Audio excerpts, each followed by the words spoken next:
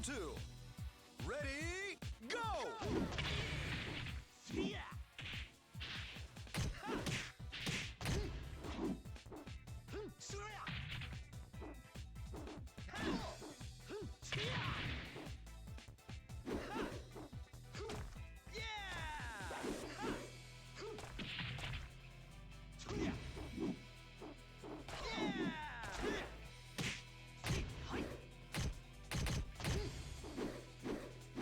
Mic check.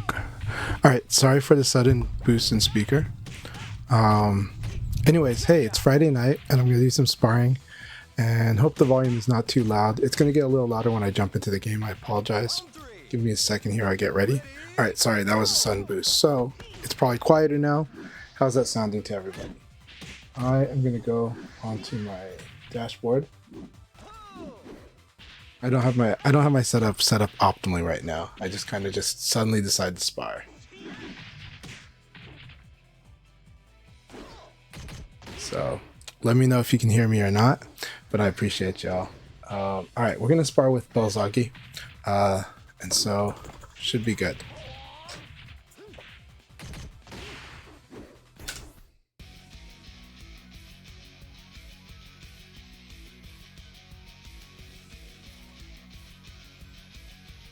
Give me a moment here. I'm going to double check something. I apologize again. I just want to make sure that sound is going through. I kind of have to switch computers here.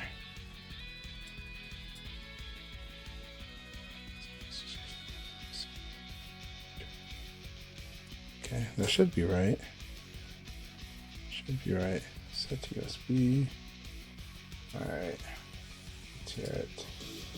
Alright. Let's hear it. Okay. My voice sounding okay? Alright, we're good. Alright. It's the problem with having kind of a sloppy setup. I need to clean that up in a bit. Alright, so we're gonna join Belzagy. Thank you so much for your patience, Belzagy. Where is it? Go to room number. There we go. Look at all the people playing today. Isn't that wonderful? Alright, Belzagy, passcode. Alright. Alright, Belzagy is playing as Lee. Okay, as Akira. We're gonna test this out just to see where they're at, and then we'll adjust. I usually like to play as Lao actually. But let's I haven't fought Belzagy in a while. So let's see how scary they have become.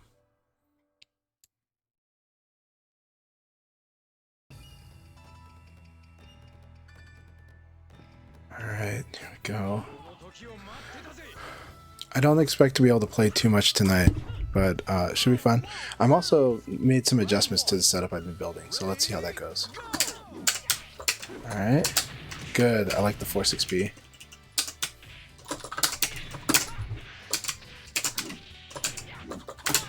Good. I like that. Alright. We're gonna test if they defend when they ukemi. Good. Very good. I like the low punch in the throat. It's a very good opening.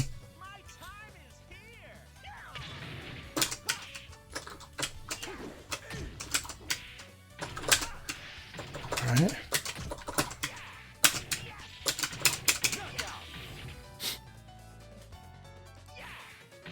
So right now they're trying to evade or attack when they wake up. Alright, if they do 666p there instead, it will be stronger.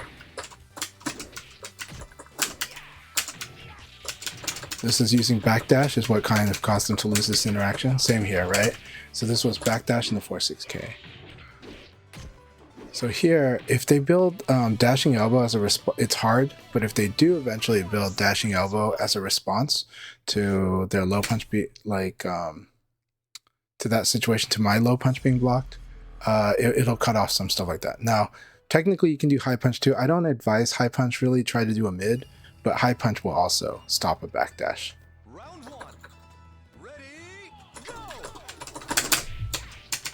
Alright, so here we're using the distance that we created here to have a backdash. Good. Very good. Good. I let go of guard and I ate that. Alright, good. Good. He's defending a little more. Excellent. Neutral throws pretty good. Very good. Nice 3-3P. I didn't expect this 3-3P at all, but it did catch the backdash. Very, very good. Alright, let's do this. It wasn't a bad gamble to go for what they did. This 4-6P on guard is really good. And then, like, I think it's like +4 on side turn, because it's like the +1 plus the +3, right? I think it has enough damage to do +3. It could be more than that, but I'm pretty sure it's a I don't think it's a 25 plus damage attack. Maybe I'm wrong. So right now evade is kind of strong against them, and that's partly because they're not comfortable throwing yet, or make that was a beautiful 4 PKG. All right.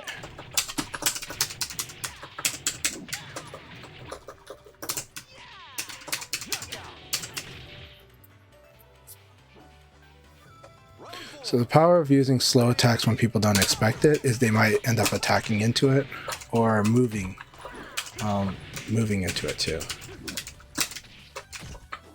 Again, very good. Now that backdash 4-6K is not working as well anymore against them, which is really good. So this is weird, right? Because of how long it took for them to do that option, I actually crouched, like I actually neutral guard, then I switched to down guard, and then I got hit. So that was good.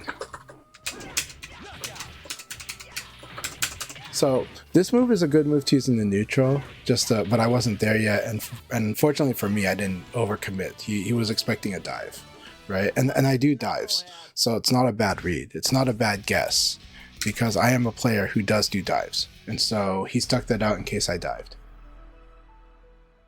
Hey Jimmy, good to see you. How are you doing today? So I really like how Belzagy's playing, honestly. There's lots of stuff, there's lots of good stuff, and then there's just like fine-tuning it. But I also like to comment on what I see as we fight. Okay, so I got to get used to this lever a little. The tension. See how I'm missing like a lot of downward evades. So I'm gonna have to get used to that with the way I set this lever. Oh, I missed my PKP guarantee. I had a guaranteed PKP from that purple. Right, like here. Good.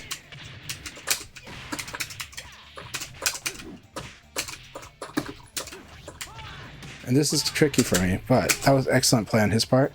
Again, this like missing my downward evade is going to be an adjustment, but it's okay. That's what happens when I chest levers out. Good. So this is good. This was just a normal side hit, and so I didn't get the PKP. So this is okay. That 4-6P was not a bad choice, but that was the risk of it. The risk is me doing something like a low punch against it, right? But it wasn't bad, because why? Because if I had blocked it, like, I'm in big trouble. And if it hits me, it's wonderful, and it had a good chance of hitting me because it's such a fast attack. It's 14 frames. If it's buffered, it's 14 frames. It's such a good move. So you gotta, whenever you whiff, like, there's a chance that a throw is gonna get you. All right, that was a crouch hit, so I'm happy. Good. This was actually a punish. It wasn't the best punish, but it was a punish. That low punch was a punish. Now, funny thing about the move I used was that one happened to be standing, and I don't expect people to remember that. It looks like he's crouching. It's fine to treat it like he's crouching. I didn't get my crouch dash. All right, here we go. This is, again, the throw. It's coming at you.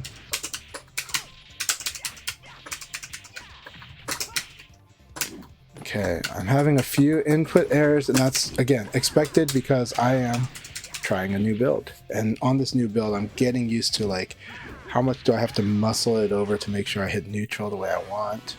The main change, I didn't make a real change to this build. I just switched from a capsule top to a ball top. And the capsule top actually makes the tension feel lighter because of the higher point of where you're applying pressure. It's just having more leverage. It's a bigger mass on the capsule top, and it stands taller, and so your index finger tends to push it, whereas on a ball top, my middle finger is the thing pushing it.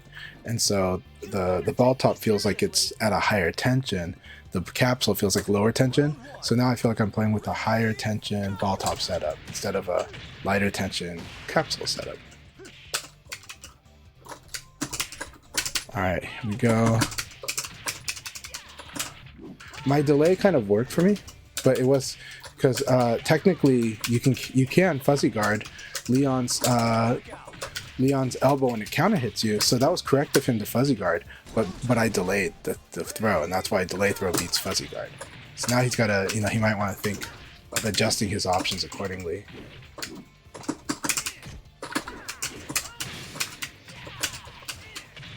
It's like the power of evade. So that said, this is avoidable, right? How is it avoidable?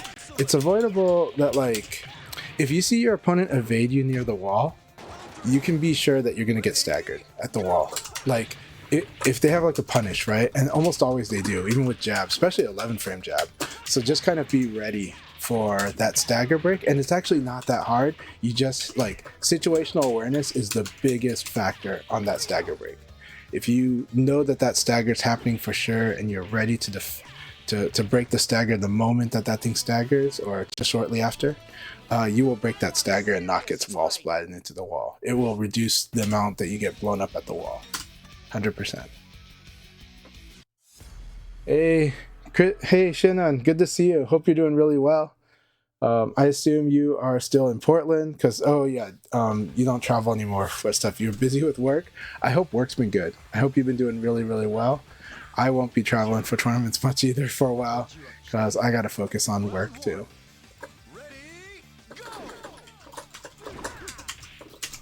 Oh, that would have been a side. I would have had a free PKP. That's okay. As long as the thing that you did instead was good, you're fine. That's the thing about VF, right? It's opportunity cost does not mean opportunity lost, right? It could be replaced. It could be replaced with other opportunity or other material gain. And so you want to make sure that you're still doing that. You don't want to get upset over opportunity lost too much. You just want to make what you can of it. So right now, the thing that gets him a lot too is if I do like two parts of an attack. If I do like attack, right? Because he's wanting to quote unquote take his turn, and that's where delay attacks become strong against players that are observing. And this is why understanding where you have Nitaku is important too, and where you don't, right? And this is where learning advanced movement helps shield you from this problem too. How does it help shield you from this problem? It helps shield you from this problem. Advanced movement helps shield you from the problem because when people start doing delay, the advanced movement can usually capture some of the options from when they delay, from when they like attack, then attack again, right? So how do we do this? This is tricky. If you try to buffer like evade, this is hard. If you start using dash evade, like forward dash evade, back dash evade, to delay the evade, but to also, and you build up the reflex to be able to guard when you see like the opponent start to attack, then this eventually becomes another skill barrier that you impose on your opponent. So a player of my level, Jimmy's level, and others, we kind of do this naturally, but it is something you can build, right? So this is, see how I'm using backdash evade, right? He bought backdash evade, I whiffed, backdash evade. Even when I hit, backdash evade, right? But now he's using a good, smart tool where he's doing, where he used like a delay dashing elbow because Akira naturally delays. So people say Akira doesn't have full circulars. He has amazing ability to use delays to totally wreck you. 666P is one of them. Just simply doing 666P is naturally going to delay automatically unless it was perfectly buffered. And by perfectly buffered, it means you buffered the forward. Like you buffered like 3 forwards like long before, or very, very early. It's hard to do this, to be honest. It's really actually hard to do that. It's easy to incidentally delay 666P. Akira's super dashing elbow really wrecks people that use delays. It wrecks people that do backdash evade even because they might like get hit. So stuff like that. So if you start adding that to your game, it becomes much more scary. So see him like doing low punch, backdash evade, right? And I take a very little damage there. So that's a big difference in the Akira matchup. Now it's important to, when you fight against Akira, to apply Nitaku, meaning you mix up your strong, your decent attacks, but you also mix in your throws. It's really important to mix in those throws. That was beautiful. Again, I did forward throw many times after that. So as a reminder, here's the situation. I would do forward throw in that situation many times. Especially so how to categorize it. Maybe when I'm ducking and punishing, I might do that. If you whiff the okizeme, I might do forward throw. Sometimes your opponent is doing things because of the situation of what's stimulating them in the fight. So sometimes you can look and be like, oh, Chanchai is doing a forward throw. Like, this is like a lot. What was happening there? And it's hard to see it. So that's why I'm calling it out on myself.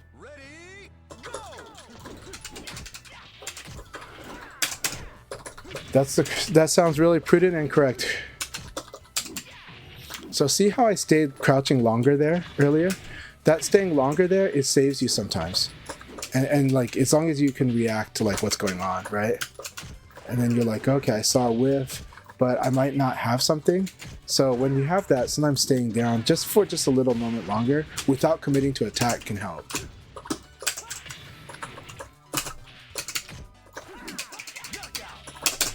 All right. Good thing is I know when I evade this knee, I can probably rush the attack. I don't know if you can do 4K, 6KP really fast or not. Very nice. All right. I'm gonna bring Lao after this because it's a lot of good stuff to work on for both of us. Very good. I like that. I like that too. See, he used the range. No backdashing. No backdashing. Akira's good at punishing it. Now, I would say 666P is really terrifying, though. So, this is the same situation. He missed the double palm. Almost every single time he whiffed the double palm, I did the forward throw. Look at that. That was beautiful. So here, I messed up the buffer, and that's okay, because I actually did something I shouldn't have. I'm kind of glad that I missed it.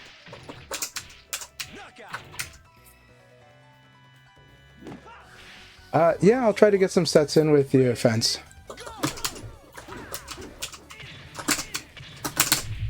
And Fence, I'm really sorry to hear that you, well, one, I want to applaud Fence for being very responsible.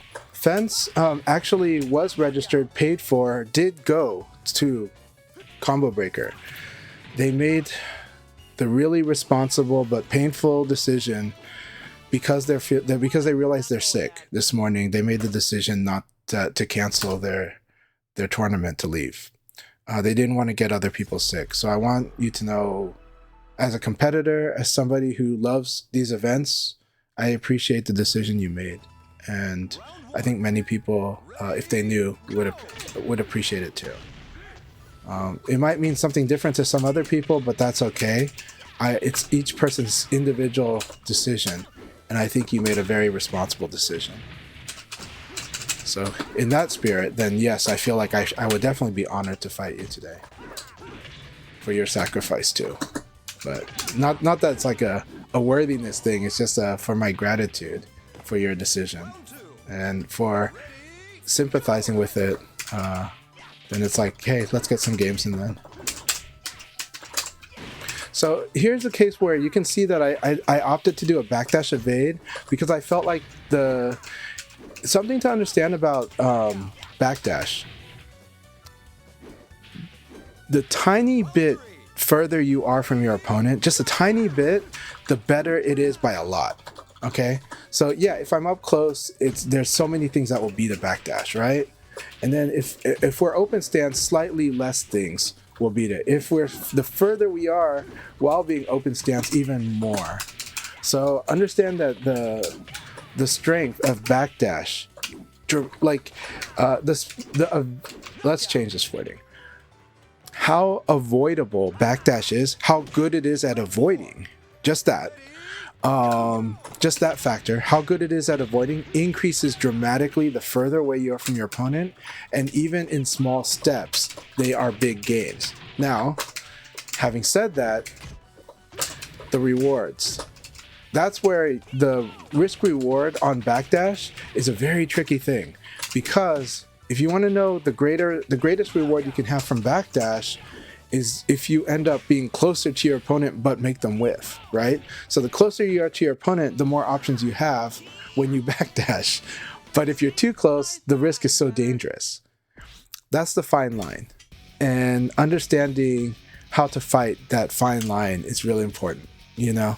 Like understanding like that like just a little bit of being further away means like a dramatic amount in how good the backdash is. But then if you go too far away, it gives you less reward. It gives you nothing.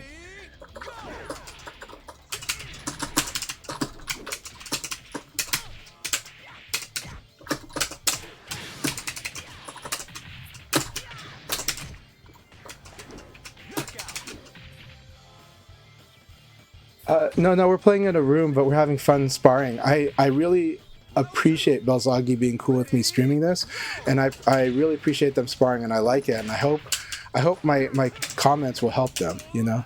I hope the match too will help them, and I think they're very good. I think they're doing a lot of great stuff. Look at that! I love that kick. See, that's the risk zone I'm in, right? Well, kind of. What did I do? I might have done crouch backdash. Usually I do crouch backdash into that. But that thing caught me. And it's like, now the risks has changed. Now Jean is like, man, look at this. Too bad I did a high punch instead of a low punch. Or instead of an elbow.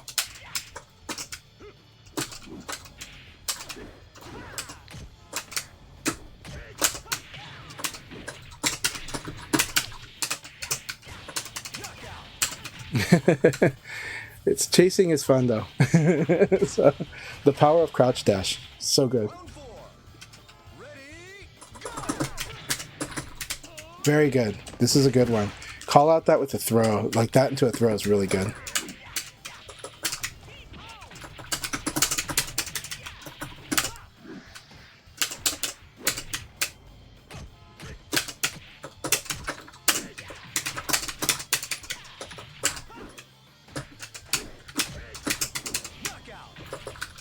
This one surprised a lot of people. The second punch here.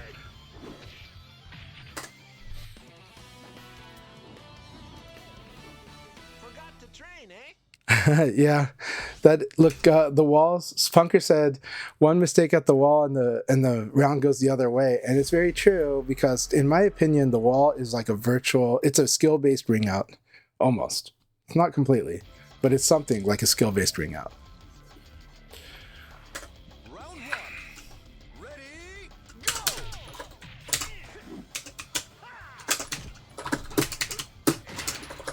Almost. I like that though. I like that too.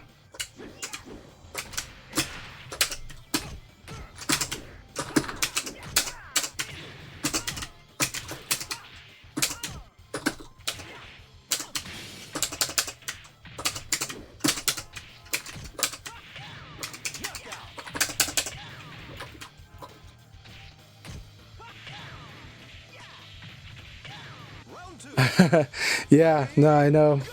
I'm really happy that Killa Killa went there. I haven't seen him in 2 years, but I always enjoy. He's a really good kid, and he's definitely grown quite a bit.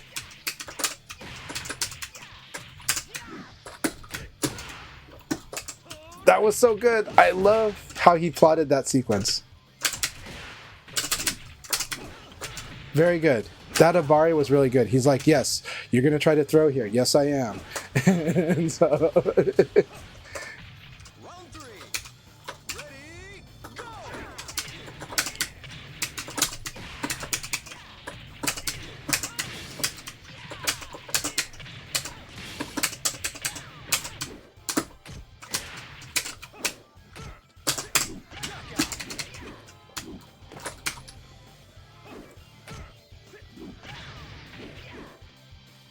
What's CEU mean? Sorry. By the way, good to see you, Tim. Hope you're doing good. I thought you were going to be at Combo Breaker too.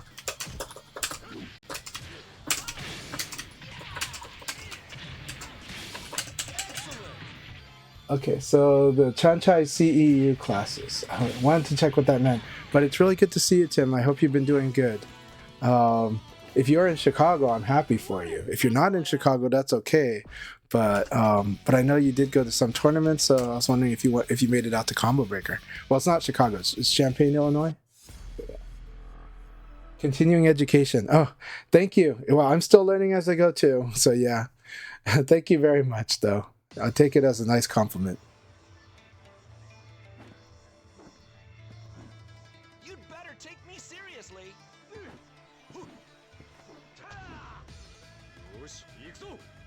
Round one. Ready, go!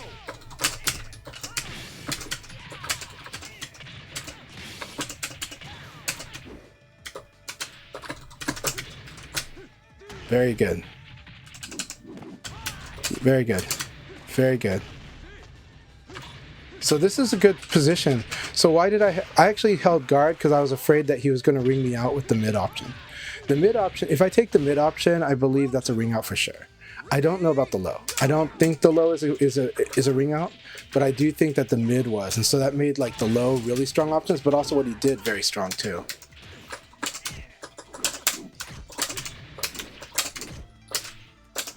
Very good, but he could have rung me out possibly.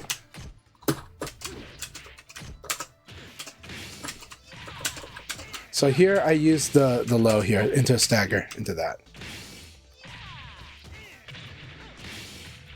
Round three. Ah, okay. I'm glad you're in Japan still. It looked like you had a wonderful time there. How's family doing over there?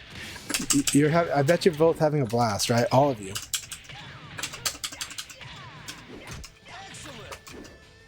That was a good crouch. This crouch was really good. That was correct. The crouch itself was correct.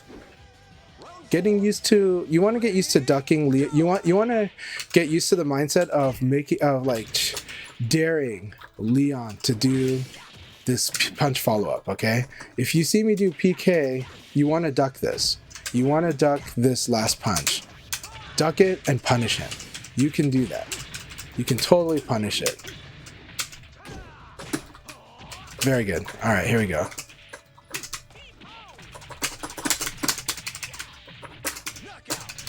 But yeah, so you can totally punish this third punch. You want to duck and punish that. Train yourself to do it. Train yourself to dare Leon to do stuff like elbow punch or whatever. But you definitely, if you see Leon doing PKP, if your side turn is guaranteed, but outside of the side turn, it's not guaranteed and it's very punishable. And this is true for a lot of things with Leon. Leon's got like his 4-4K, totally punishable. The PK follow-up, punishable. We'll train you on that. We'll train you on that. So this is guaranteed though, here. But this one, not guaranteed. Side turn, guaranteed, but not on, not normal. So it takes a while to see it, you know. But this sequence, very strong. It's an EX high. It's an EX high. But also, Akira can just do back all three as well. Back all three will beat that. Yes, that was good. That's a step up. Very good. Very good.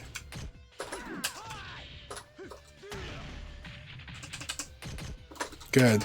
Very good throw. See, that was good. You anticipated the sidestep, I think. Sidestep or guard. You're like, they're going to defend. Bottom line, they were probably going to defend.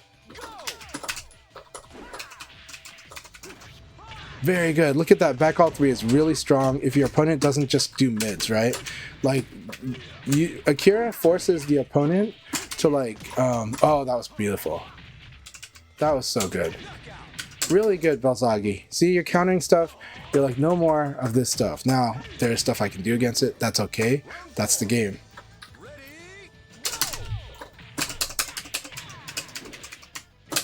Look at that. That low punch instantly stopped the PKP.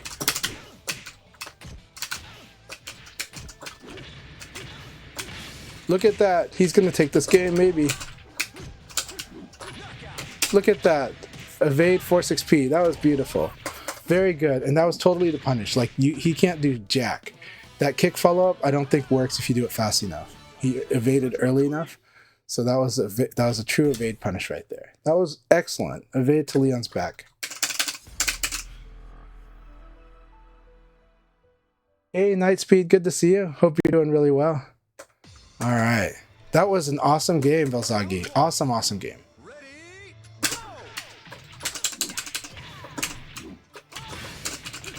Good option.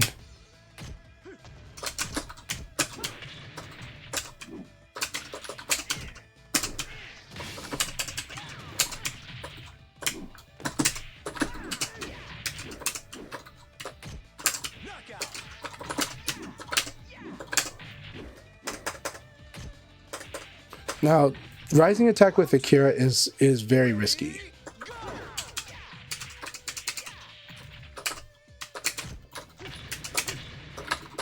Very good choice of throw there. Now this, you did have a guaranteed punish because I rolled away and did rising attack. Look at that. I have to like, I can't delay too long now. Not with the way he's playing.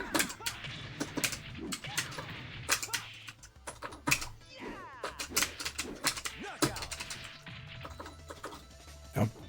There we go. Round 3. Ready, go!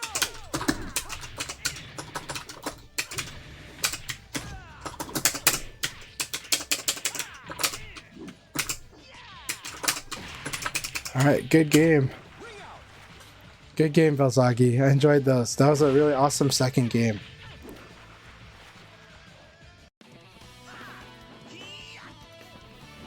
See? I thought I'm better. Yeah, I agree with you, Kim. I agree with what Tim's saying, though. That Leon, the thing about Leon's evade game is really, really good. I get to appreciate it more when I play like Lau, right? Because with Lau, it's like I have to confirm everything that I evade or I will die doing the wrong thing. With Leon, I have a lot of things I can do. It feels very freeing with Leon. Like all the different options I can do that are like annoying, right?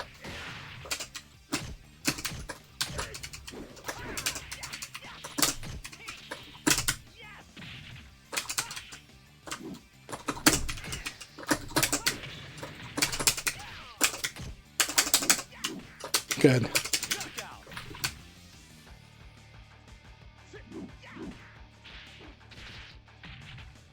Round 2. Right, yeah. The thing is that opponents have to learn a really difficult skill to punish Leon's sidestep evade game, right? Or side game, which is to evade to his backside. It's like the really strongest thing to do, but it's not perfect. But it's like, it cuts down so many strong options and makes Leon want to do smaller stuff, but his smaller stuff is good. Because his smaller stuff like keeps them side turn and keeps like disrupting them. And so his side turn game is really annoying. But if you can get an evade on his backside, it's just so strong. Oh, that's so good, Feds. Alright, here we go.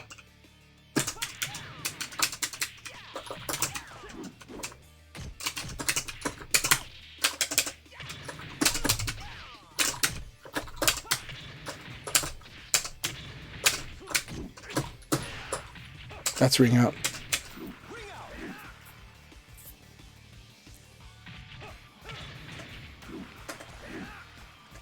Round 4.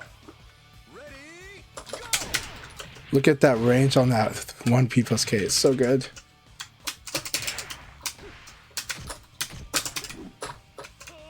Very good. I'm probably going to lose this round, but I will try not to.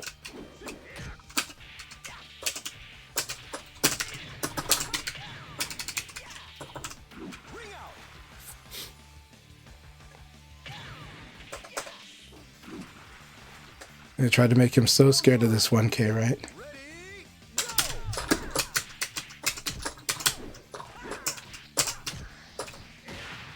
Not the best punish, but it's good. It's a punish. Punish is fine. Oh my god. I was probably Nitaku and didn't know it. Nice. I like the 666p here. So good.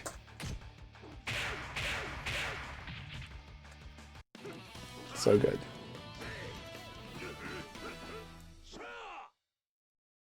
By the way, Nightspeed, really, really good to see you. I hope you've been doing really well.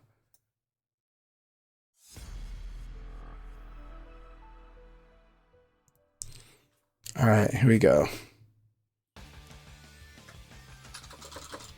Round 1. Ready, go!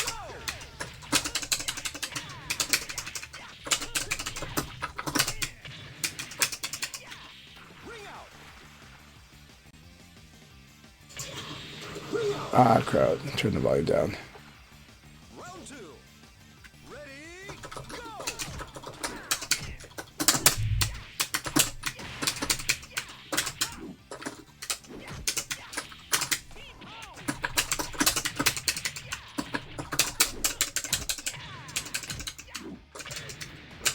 Yes. Fence has got auto response to 8KK.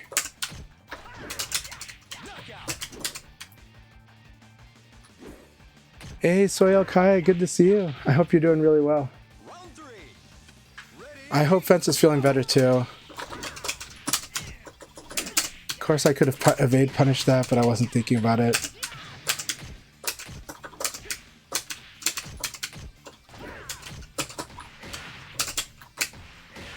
Man, I accidentally did Goroshiki. I accidentally like hit the didn't guard properly after Kemi. round 4. Ready, go!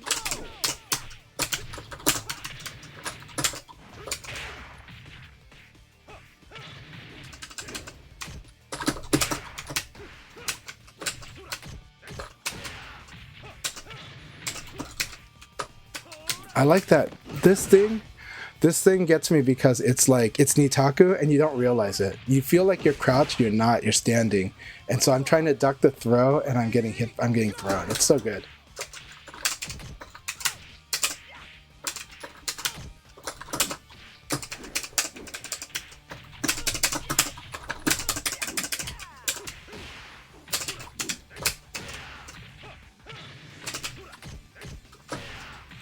Why do I want to duck there?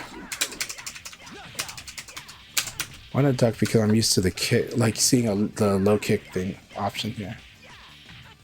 So I'll have to I'll have to lab that just so that I can see it. I know that the mid's coming, but my hands want to react to a thing like a low.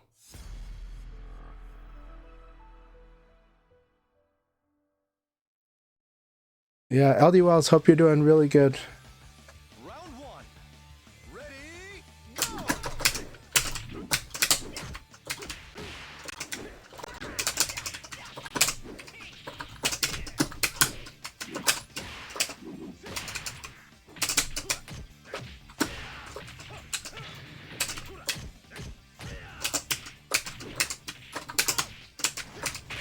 Good. Very good.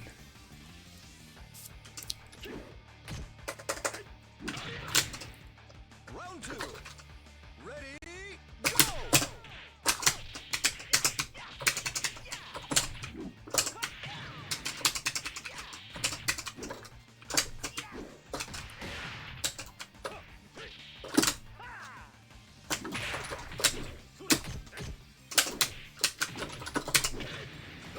Yeah, he doesn't want to be thrown.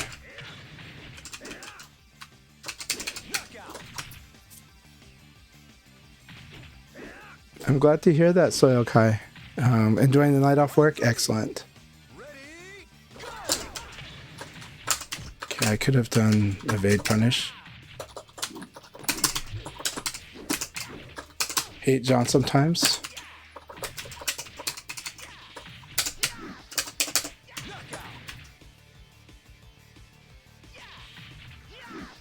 I see. Round 4. Ready, I see.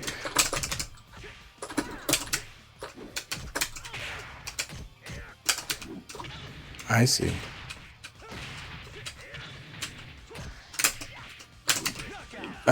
It did up back K instead of 8K here.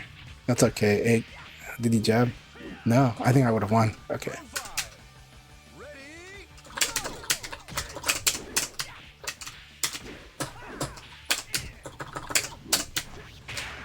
go! And the range.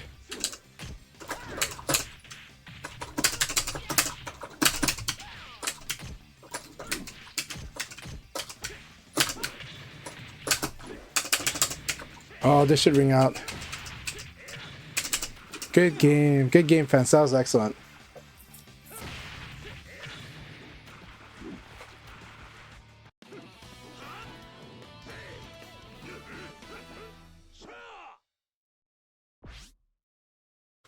All right, so let's see what Tim said. That was an awesome game. All right, so Tim said the hardest concept that isn't taught from the tutorial is evade command throw. Red as opponent to an evade 3K. As opposed? Okay. As opposed to an evade 3K. Always forcing the evade Nitaku theory. Yeah. Evade PK, hit check, or evade 1 kick RP is the easiest super safe choice. Is it? I don't like the feeling of getting 1K plus G evaded. Usually it's pretty bad. Usually it's pretty bad if 1K plus G gets evaded in the evade wars. And now not everybody evades when you evade, but some people do. That said, I do think when you fight an opponent that it likes to guard, especially in the evade wars, or likes to do certain other stuff, then it's really good. And it is really good. It does lose again to evade and also to low crush, right? Somebody doing like hop kick, and you might be surprised at people that do it, but not many people do it. But 1K plus G is a very solid option. I do think it is a really good overall option that I don't do enough, right? And it also gets wall combos too. So like a lot of times you'll get it, but most of my opponents try to evade, and so the downside to 1K plus G is that it's linear, so that it loses to like if they try to evade the side kick, they also evade the 1K plus G. And so that's the tricky aspect of it, but it's very powerful. And so then kind of like delay attack is pretty good. I mean, delay 1K plus G is not a bad idea. It's a little weird, but it will sustain. They might lose the side turn if you do delay 1K plus G and and you tried to hit them out of evade. That's the only downside, is that you'll like the good thing about 1K plus G and P is that like it sustains the side turn really well, and it's just really annoying, and it can also put them into a wall stagger. But I'll work on it. I'll work on that option more and try to improve my risk-reward assessment of side turn options, because I think it's a really good point that you're making, Tim. Round 2. Ready, go! Hey, Lightwave, hope you're doing really well. And Spring Logs, good to see you again. I hope you're doing great too.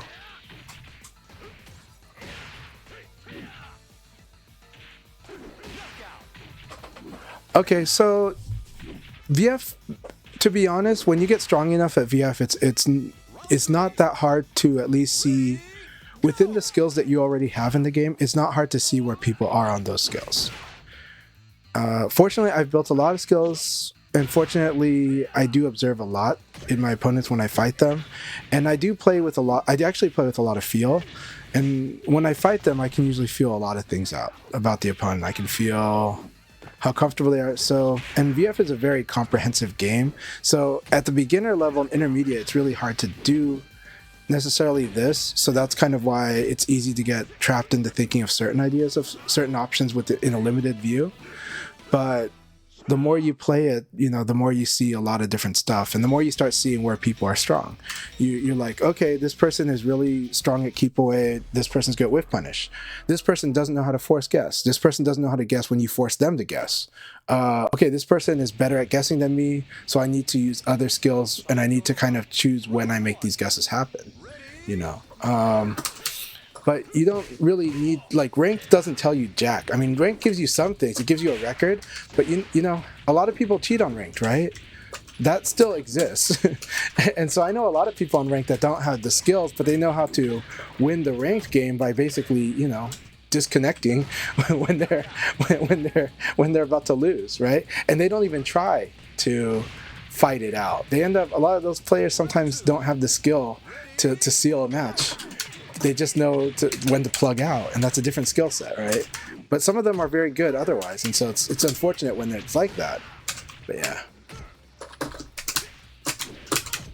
But this game, look, here's the thing. Skill understands skill. I'm just going to put it this way. Skill can recognize skill. Most of it. It does, but there's so many skills in this game that there's a lot of blind spots for people that have only played for like less than 3 years, and that's okay. But they still see a lot of the skill, and they can recognize a lot of the important skills. But skill definitely recognize skill, and so like you know, it's one of those things where, but this game also, you can play, what I love about this game is it's so interactive that like, you can be totally surprised because of all the different ways to do those skills, right? A lot of people see me get a superficial glance at my game, and some of them don't think I'm that strong because I don't guard punish, right? You watch Tekken, oh, they're guard punishing all the time. You watch VF, it's like, why is this guy like never guard punish? He must suck, right? And I think people that fought me are like, he doesn't suck, you know. But it's just that I play a character that has bad guard punish, is one, but two, I'm leveraging potential damage a lot more, you know. And so that's kind of just the way I play, you know. So I'm playing with a much more heavy guessing game, and that's just a type of skill. It's not the only skill.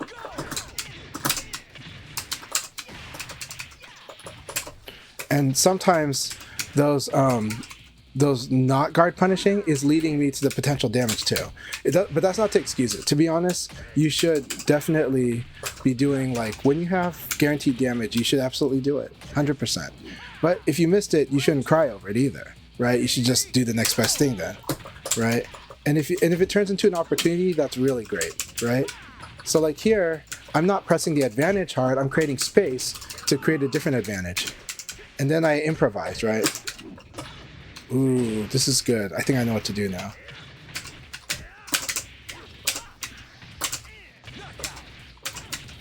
So yeah. So it's, you know, and so I'm also, my style of play is, I F around and find out. Like, I'm the kind of player who likes trying shit out. And because it helps me learn more about the game. And we'll also try to do whack shit. And then I find out really good ways to do things, right? Like, I've landed this move on like everybody. Every player that I've ever fought, including Japanese players, I've landed that move on. It includes Fudo, includes Itazan, includes Chimpanzé, it includes Virgo, you know, so, you know, and it's because I'm willing to try to make it work, you know, so yeah, rank is not going to tell you that, so. But rank is fun. The rank grind is really fun, and I'm not dismissing rank as a good mode, actually. Ranked is a very good mode when it's active and when you can make it work for you. If you can't make it work for you, you can do other stuff and not make it the only game. That's all. But if it works on your schedule, oh, it's so great, right? And so that camera switch was nuts. By the way, good to see you, Firebird. So ranked is a great mode, right? And I didn't do much of ranked in Ultimate Showdown, and I didn't do much ranked in Revo. I would like to, but it just doesn't work on my schedule, because my schedule when I play, and I haven't had much time to play during Revo, but when I do get to play, ranked is not as active, you know. That said, and also I would much rather play the certain other matches that I do, because I fight strong players and I know how strong they are. But I also like to fight developing players and players that want to learn. So I allocate my time to teaching a lot. And so I still get to work on my game even while I'm teaching, right? I get to try stuff out that's like I get to improve my weakest parts of my game, which are still strong, but they're not as strong as I want them to be. So I'll still work on those, right? That's like when you see me doing like this, like defending, just because I want to be more patient and I want to read a bit more, right? Like this right now, right? And this is leveraging a different part of my brain than the one that like is aggressive, right?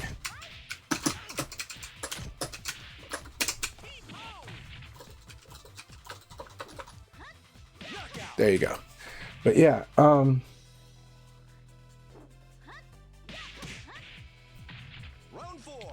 yeah.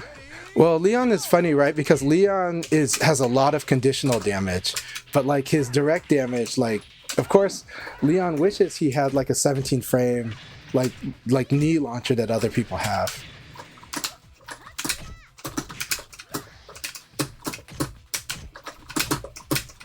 Very nice. I like that very much.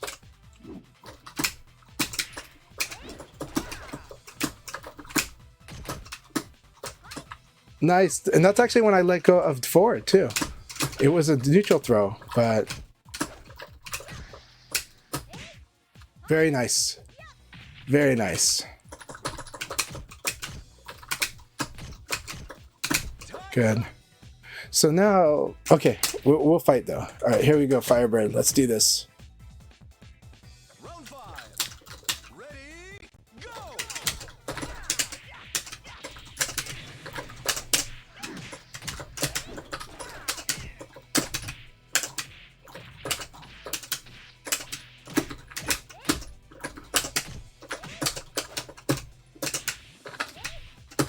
Nice.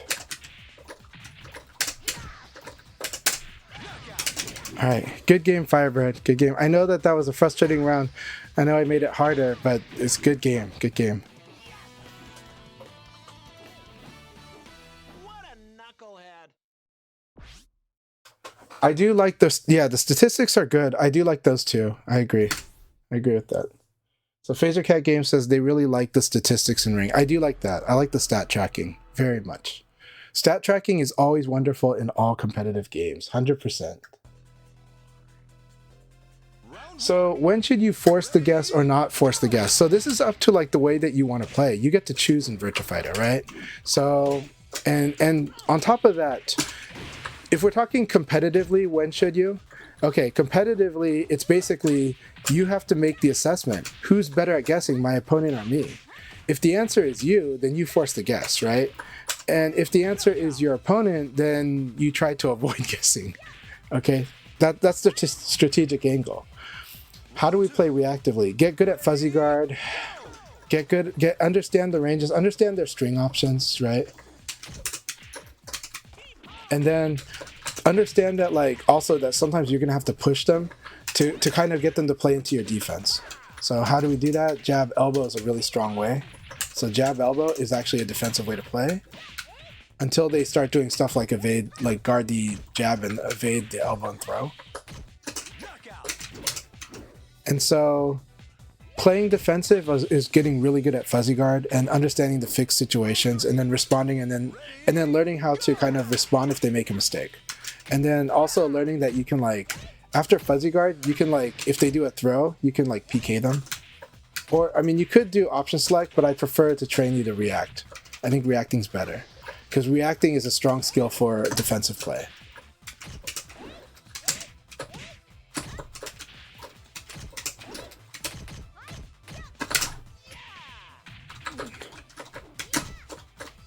Very nice. I mean, that was risky, but it worked. All right.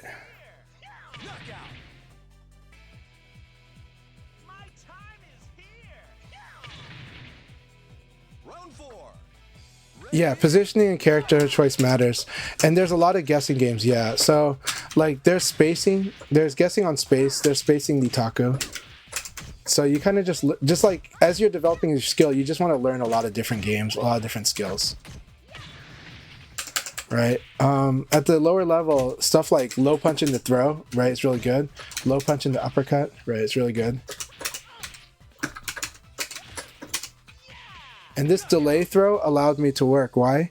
Because I realized that it was going to be kind of a stagger or kind of a wall hit, so then I knew that if I threw right away, that would be bad. But I was already crouch dashing.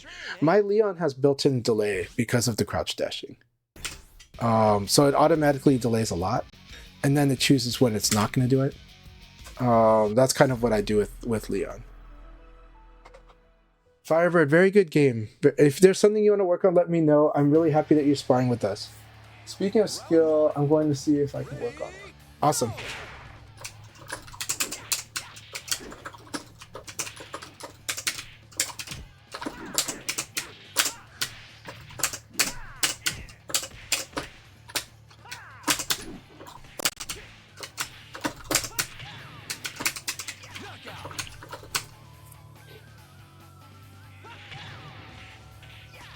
That's good. Evade crouch dash is really powerful in this game. It is ridiculously strong. Learning it is really good, and especially for Aoi it is.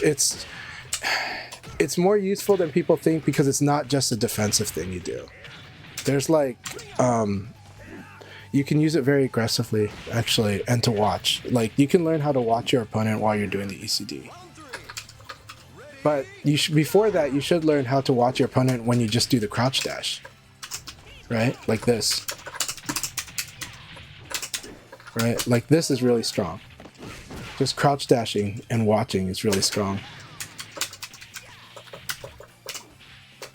And then and kind of like, oh, they didn't do so, like, I'm doing crouch dash guard, but then it's like, oh, they didn't do something, I can do something. Oh, they've been delaying, I can defend longer, you know? Like that's kind of what's going on with crouch dashing. And if you learn to do that with your crouch dashes, it's ridiculously scary, right? This, like, technically, think of this crouch dash into guard as like a 6-frame guard. Well, there's no attack that's 6 frames, so generally in the neutral, that means you're safe and you can still react and do stuff.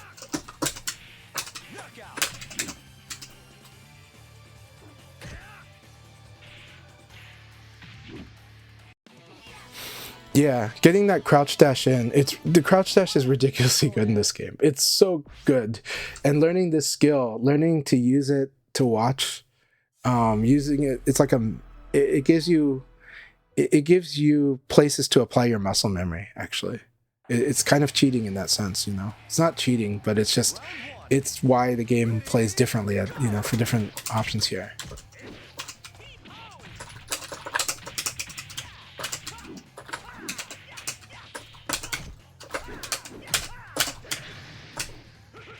I like this delay throw into the forward. That was really good. That was really good. Oh, I thought I had that guaranteed, so then I just kind of didn't defend. I love that uppercut too. Normal hit launcher. Threaten it. Threaten it. Don't be afraid. Don't care that it's punishable. People don't punish as often as you think.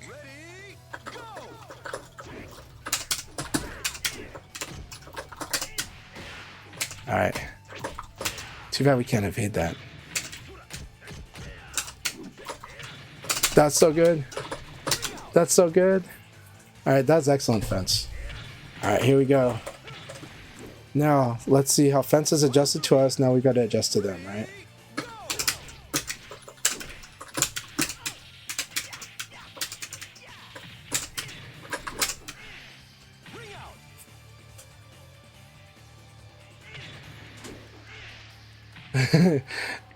Three PP is not safe. If it whiffs, it's not safe. But I take that as a joke, because I know Talon likes to joke. So. Oh my god, I'm dead. Excellent game, good game.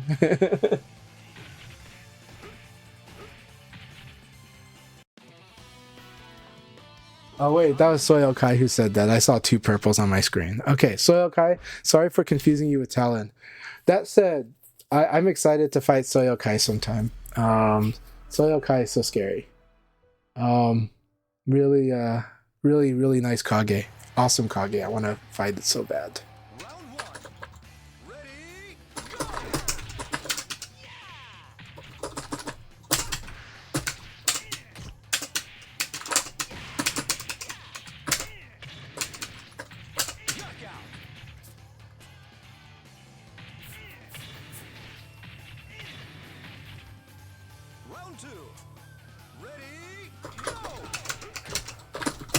How do you... Well, okay, so how do you fuzzy guard with Lao while still hit confirming? Well, sometimes you can change your flowcharts to include fuzzy guard, right? Or include crouch dash, right? So like, for like a lot of Pi players, this is how I kind of taught them to play, was basically, after you do this, you can, after you low punch, you can crouch dash, and like, after 6P, you can crouch dash. Why? You could eventually build up to doing like crouch dash in 3P plus K, crouch dash in the guard if they defended like her 6P, right? Like this, right? So this is a fuzzy guard, but it's also a built-in crouch dash into throw, right? So, because you just go like, okay, it's a fuzzy guard until it's not, right? Oh, this should ring out. Ring out! No, that was too greedy. And that's greedy too. This 6P plus K was too greedy.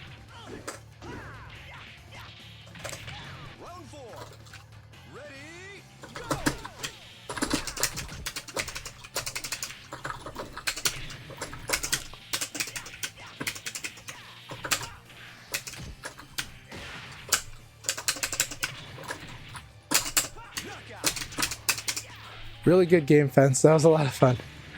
Lots and lots of fun.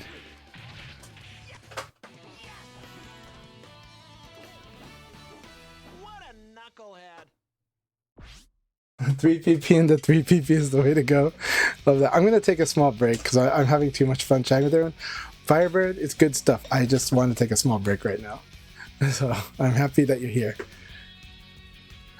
You guys go ahead and spar a bit.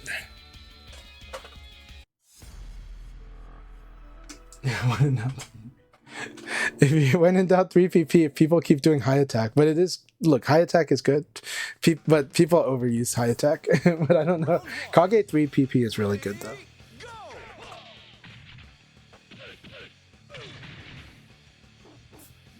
Let's see.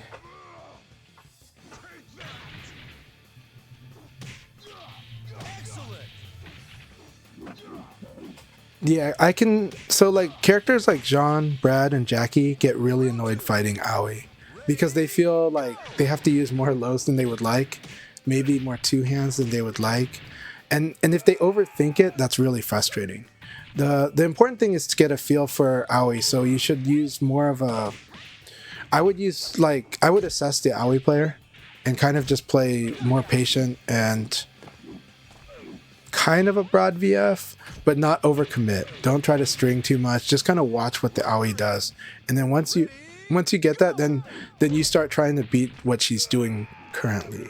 When she starts adjusting to doing more defensive techniques, now you just gotta be ready for it. But this is a guessing game part, and that is the fun guessing game to fight against Aoi. It is tough. Trust me, it's really tough. That's why I like doing Lao versus Aoi, just for the same reason that I have to think a lot about it, and I have to kind of, if the Aoi commits to defense, I have to switch to throwing and doing certain other tools, or also making her wonder how long she wants to do that defense. And I come up with creative ways to beat it, and Lao has surprising tools, right? Like 1P can crumple on counter hit, so you're like, oh, okay, 1P's pretty good. I guess it's not the best crumple, but it'll work. Or no, it doesn't. It counter hits. It's just a Nitaku. But still, that Nitaku is really strong. You know, and then trying to see if they're going to use all three or if they're going to do reversal. So, Aoi is tricky, but I enjoy that. You know, just like I enjoy playing Lao into Vanessa for the same reason. It's like, oh, how do I vary? Like, do I need to vary my offense against this Vanessa? And if so, how am I going to do it? And it's a fun exercise. But I do think I think the great thing about playing Leon is Leon teaches you that you can, that there's always different tools you can use depending on the way the opponent's playing. It's just, you just don't have like the, okay, you made a mistake, so I blow you up right away. I have to plan for you to make the mistake as Leon, right? Leon generally has to plan for people to make the mistake. He has to backdash and checks to see if they played into it. If he doesn't do that, it's a guess, but it's a very risky guess actually. And so a lot of time Leon is guessing that you're gonna Abare. He's gonna try to set you up to Abare. He's going to evade. He's gonna set you up to use really slow attacks. So he wants to backdash a lot so you'll sidekick. Why? Because when you sidekick, you're open to evade punishment. That's the real goal of the backdash game. You know, but if you don't chase him, you don't try to attack him, that backdash did nothing for him. And then so you can just crouch dash and defend 4-6K, and then you're taking away his backdash game just by crouch dashing forward. It's just like if you fight like a Vanessa that does Superman punch on offense stance, then you just crouch dash and you've taken away that game. It does nothing. You know, it's just going to keep whiffing you, and you can recovery punish it. You can evade punish it. You know, if you see it early and you're just not patient enough to whiff punish it from crouching, you can like evade punish it. So like, you know, there's a lot of ways to, when you play Leon, you get to see a lot of different ways to do things, and that's what I like about playing Leon. But then you play other characters, like, oh my god, the other characters have like some stuff way so easy, you know, like, oh, they whiffed this thing and I just, you know, 45% of their life is gone because I just, you know, did my 17 frame launcher. Yeah, Leon's jealous of that, but he has really good stuff if he can kind of anticipate how to get you to eat his damage.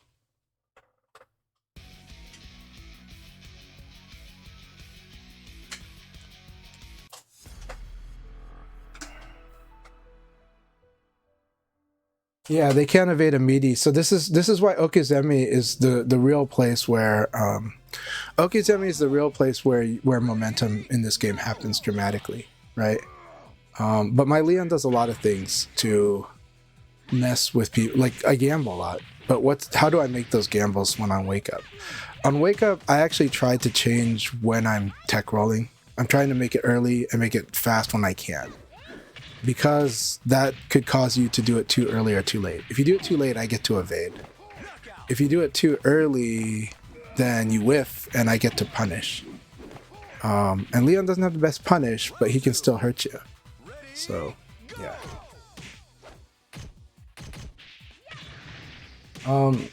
Let's see. SoyElKai, let's play a little bit soon too, because I don't have much time left, but I would love to spar with you. Are you still here, SoyElKai?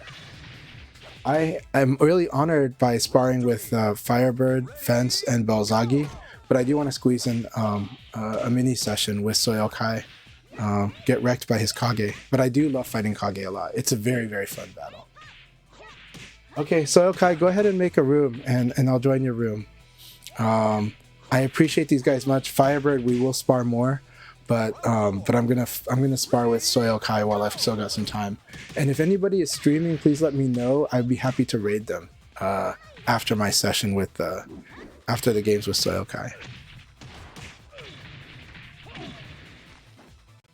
Oh, Noodle, good to have you here. Hope you're doing well. And 2Mass again. I always love your support. Thank you very much. I need to check our Steam chats because I got to reply to that. Yeah, Jean 3P plus K meaty is ridiculously strong. So good. I missed Tim saying that comment, but it's a really good move. It's a really good move. The hit confirming, the fuzzy guard is kind of built into the play, so you don't have to hit confirm much there, but the thing is when you get comfortable with the technique of doing the fuzzy guard, like crouch dash in the guard, the biggest tip I can give to people playing Virtua Fighter is to watch your opponent's startup frames. Not the hit itself, not what happens after. I mean, you do want to watch those, but learning how to, it takes time and it takes experience. But in that experience, you will learn how to process what move is coming to you. This game rewards doing that more than anything, actually. If you can do that, suddenly the low punches are much easier to respond to, because you're not waiting for them to hit you or you guarding it. You just see that it's on its way. You're like, I know I'm going to get hit by this. I can fuzzy guard. I know I'm going to guard that, so I'm going to prepare what I buffer the moment that thing touches my leg. I know I'm going to evade it, so this is what I'll do. You want to eventually get your game to that point in this game. And it's actually not too bad, but it does take time and experience and understanding that that is a thing for you to build that skill and for you to start using it in your games. And it'll kind of happen automatically. It's not something that you can will into existence, but it will eventually start to exist in your game. As you play, you'll start to kind of just recognize situations before they finish, before they fully play out. You'll be reading the situation much sharper, and some stuff will be not sure until the hit, and that's okay, because you can still, we call this animation checking. You can animation check and hit confirm. You can do both. They're not mutually exclusive. The animation checking helps confirm, or the hit confirm confirms what your animation checking saw. Okay, all right, let's do this.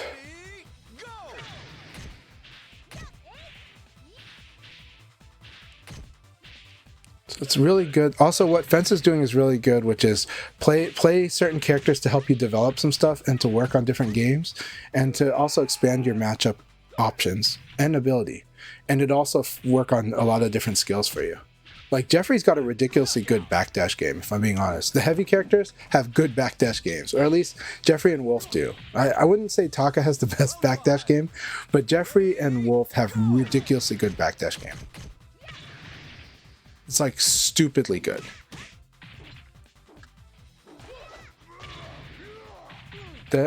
the irony for Final Showdown's design, and it still is true in Revo, is that heavy characters are basically technical characters in this game. Because every character has explosive damage, I now treat the heavy characters as technical characters. But they're really good at it, but they have to be approached that way. And that's why they get less popular at the intermediate level, but they're strong. Alright, SoyElKai, here we go.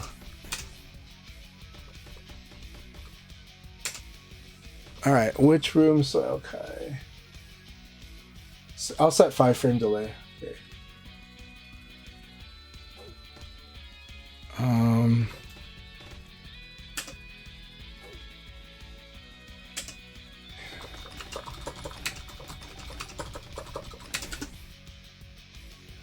Okay. I'll set the delay to 5.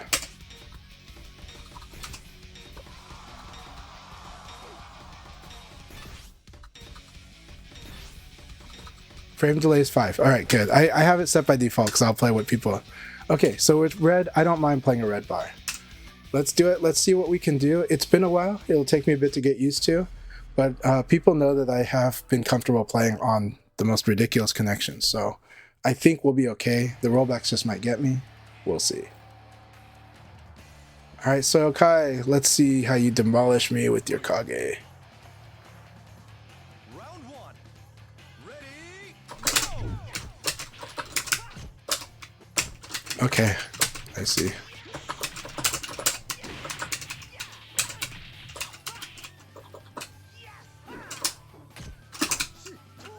I like that. I like that you just waited. Alright, that's ring out. So I actually tried to evade this, but...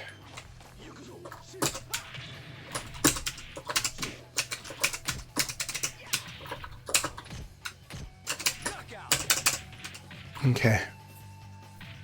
So we're feeling it out. Feeling it out. I like that low option. I was expecting the mid.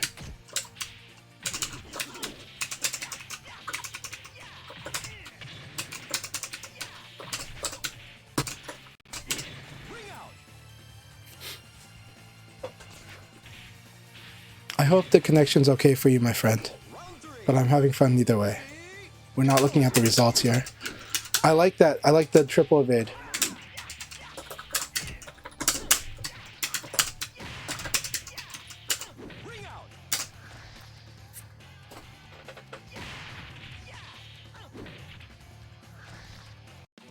So what's the issue Aoi has versus Jeffrey? Jeffrey has a lot of good tools. He's got some good lows. He's also got two-handed attack. 4-3P is really, really good.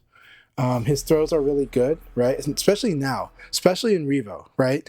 In Ultimate Showdown, in Final Showdown, Jeffrey, you kind of want to escape back throw like a lot, but now Jeffrey's front throw is ridiculously strong because now he's got Splash Mountain without the kick, without toe kick, and that's really scary.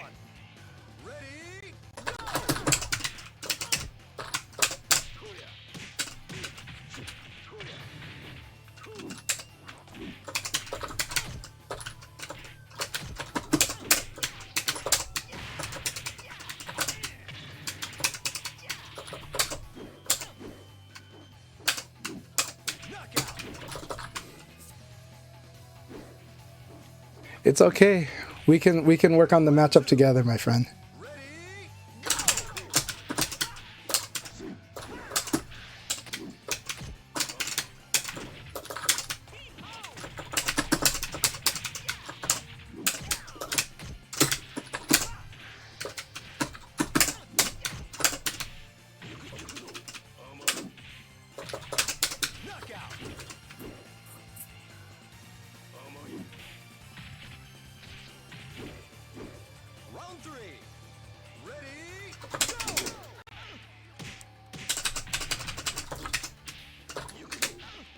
That was good. That was good.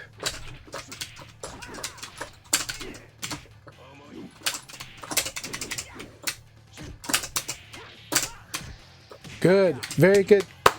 I like it. I like it. Way to keep control of the match.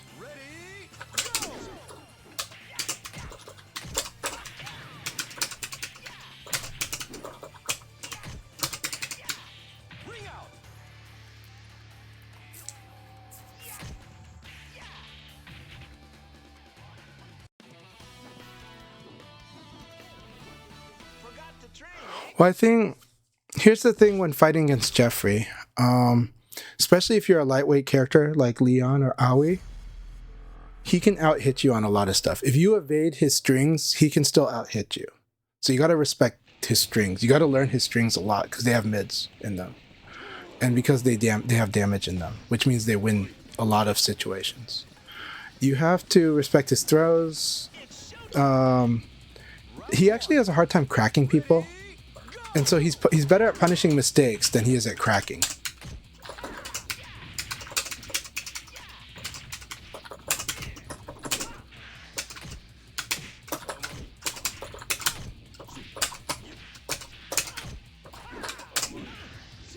Very good. I like this.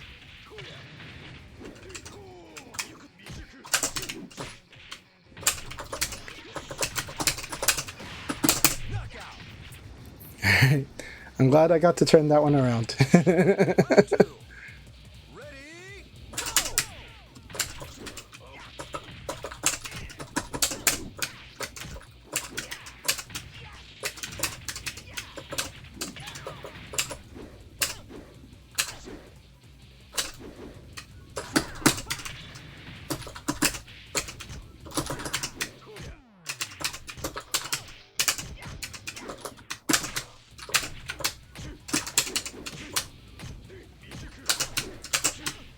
Very good. Oh, okay, good.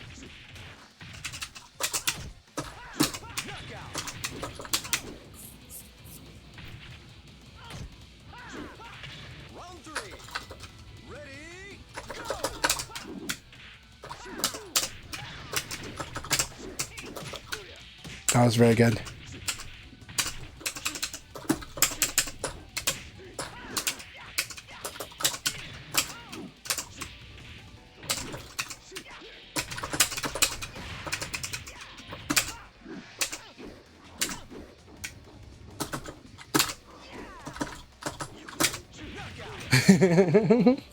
I wanted to try.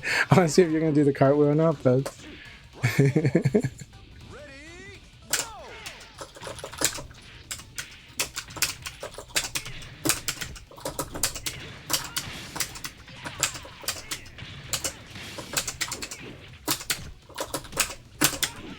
Very good. Go with the low crush, especially in this situation. Staying close to the rising attack, very risky. Good game, my friend. I know you're learning Leon. I'm going to show you my Leon, and also we're having a lot of fun. Connection's working out. I mean, like, of course we have rollbacks, but honestly, this is feeling comfortable.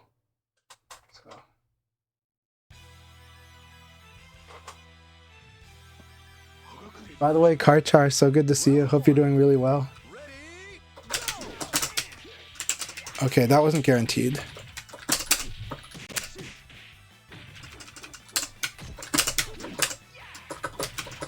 That was guaranteed. Very good. Very good. Very good. Yes. I like the flip kick. The flip kick's actually a very underrated move. Very good move, too. That was good.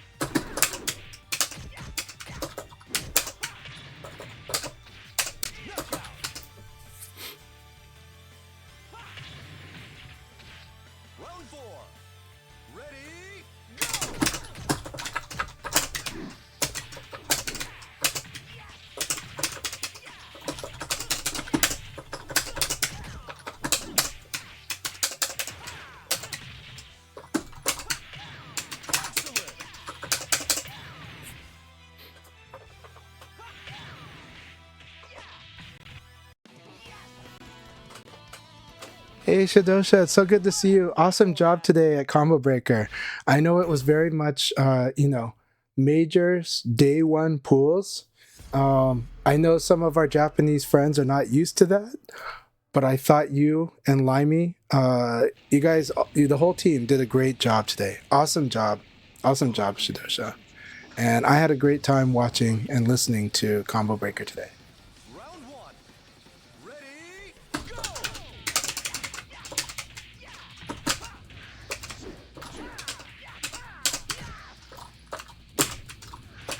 Good.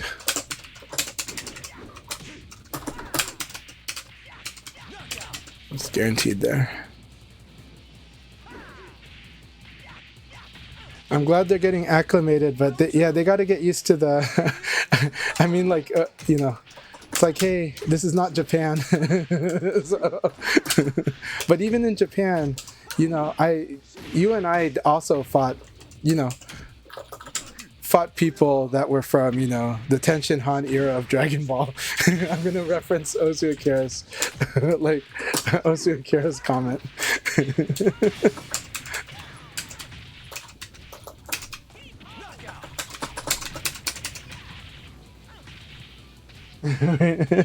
Awesome.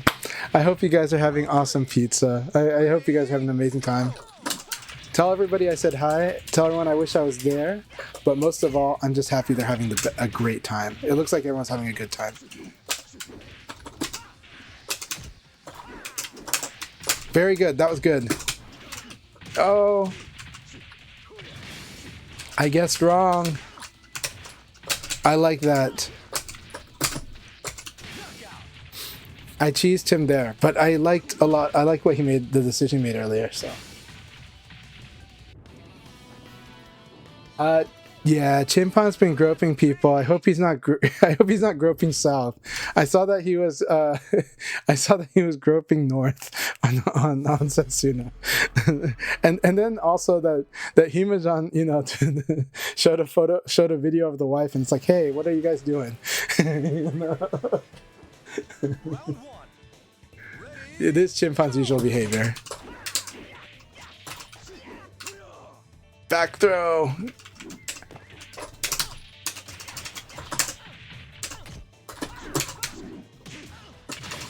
So good.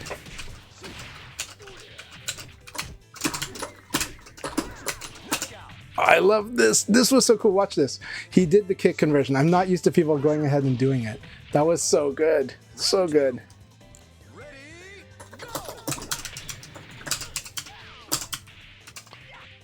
Ah, not the wall.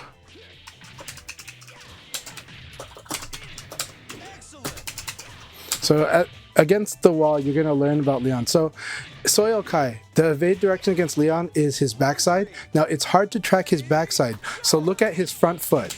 If you look at Leon's front foot, that's where you want to evade. And that's really very strong against Leon.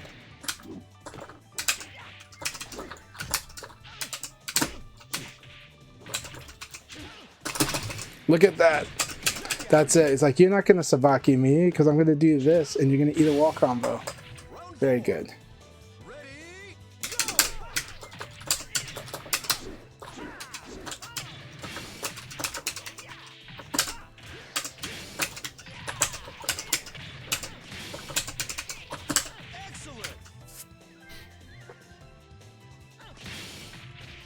Yeah, Leon's got very good lows.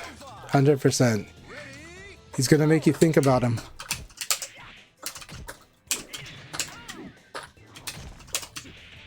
Very good. Oh, that was so beautiful. I like that very much.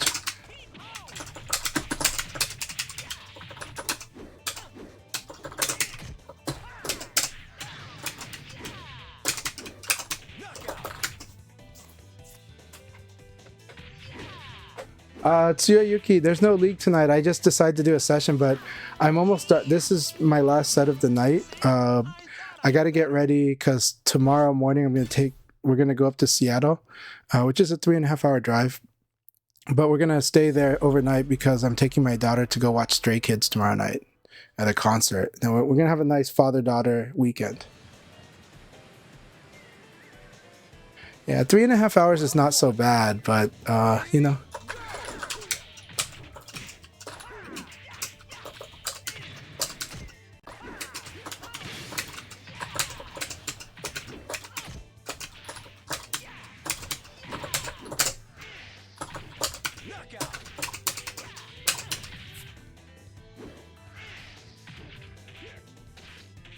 Actually, I am planning to play some offline. If you're available after midnight, so tomorrow night at midnight at the hotel, I'm actually staying in Redmond, Washington, and so really close to where we were at for Fight Kingdom.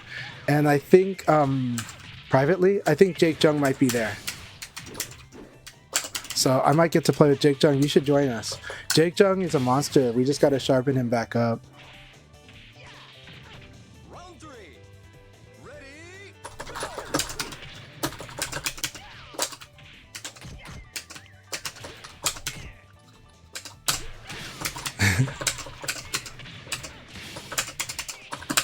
So right now, I think SoyElKai is watching to understand how Leon does his wall game.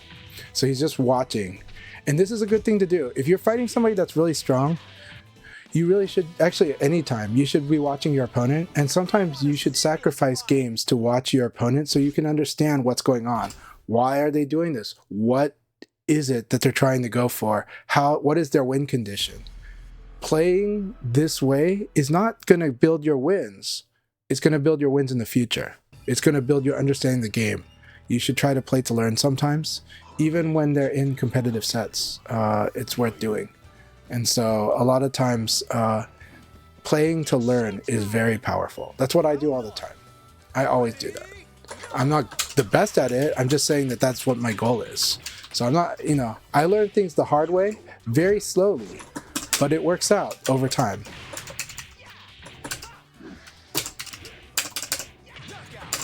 Right? So right now, SoyElKai is absorbing all these things that I'm doing, but I can tell that SoyElKai is a player who's got very, very clever ways of playing and has good reads too.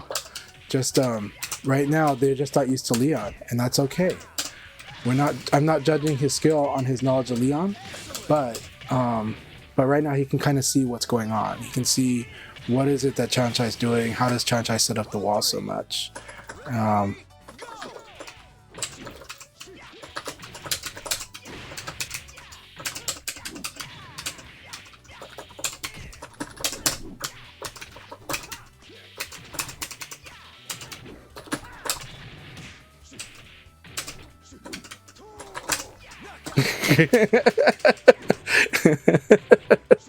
I thought this was funny. It's actually the first time I've seen that. What a knucklehead.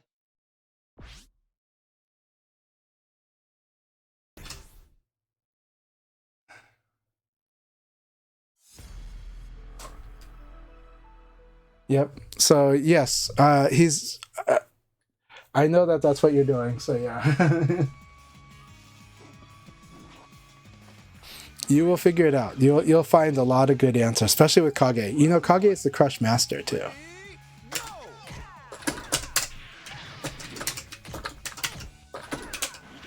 Very good. Sabaki, so good. And then this happened multiple times, right?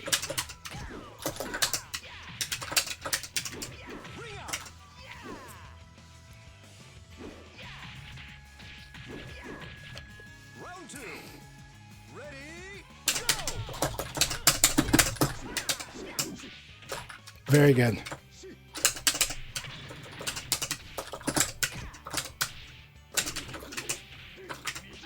Very good. I love that one. So I always love this one. That said, when I'm doing ECD a lot, this move is bad. So this move is good until your opponent just does a lot of ECD. Good.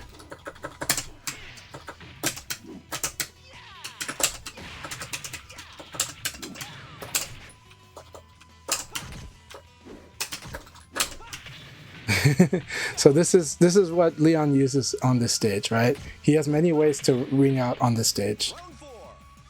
Ready?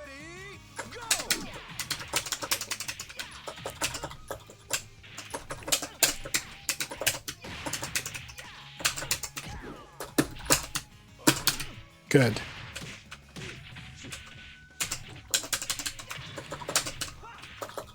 Knockout. Okay, so the low is BS, but I want you to understand something about the low. So yes, it's BS on short fence because it rings out. Okay, that's one. And so it rings out a normal hit on this stage. So you have to always be careful about it. What do we know about the 1K? It's only a combo starter if it counter hits. So it's a counter hit launcher. My goal with 1K, aside from ringing out like that, my goal with 1K is to counter hit you, not to crush you. Counter hit. When you crush in this game, you usually get recovery hit. You almost never get counter hit from crush. Otherwise, this move would be too good. But because of recovery hit. Because of recovery hit, though, this move is solid. It's good, but it's not like broken, right? It would be broken if that thing counter hit a lot.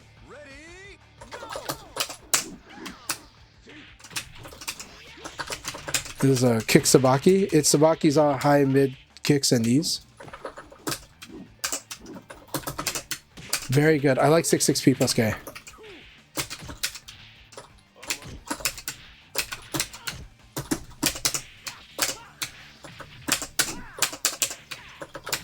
You're gonna hate this move. That is a mean low. So from his stance, that's down 2kk, right? Round 3. Ready, go! I like K plus G is a really good move against aggressive players.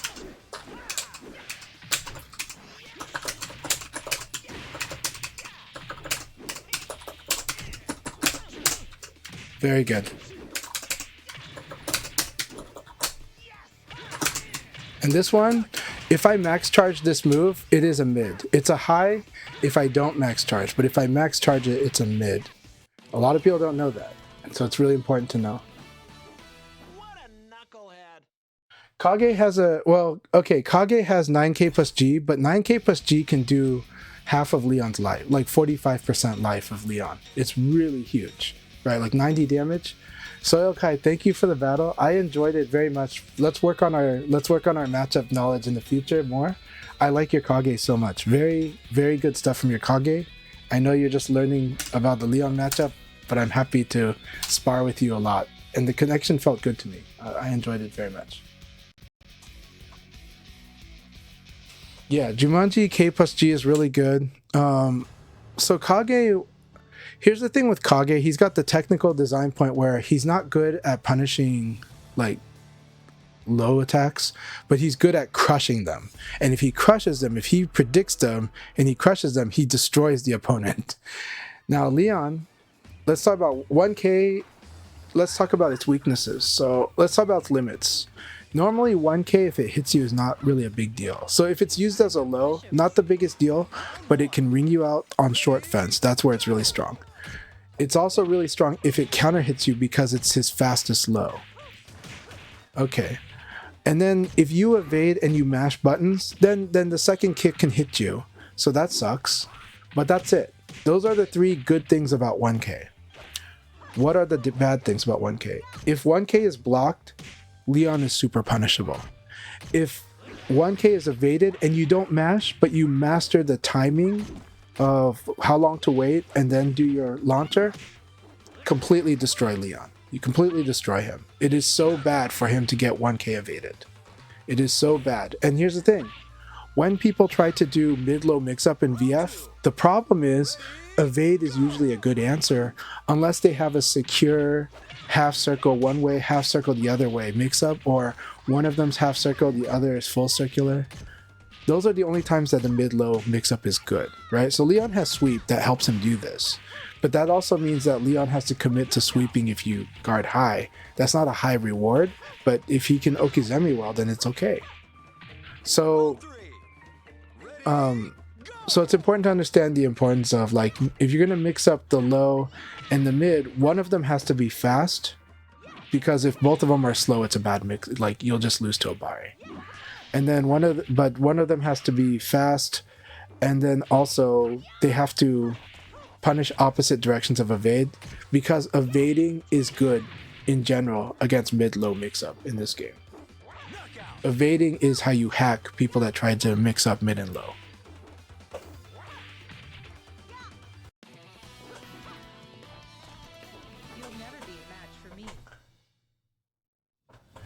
Yeah, so here's the good... Okay, so I have a lot of experience against fighting Kage, right? One is I like Kage as a character, so I kind of studied them a little myself.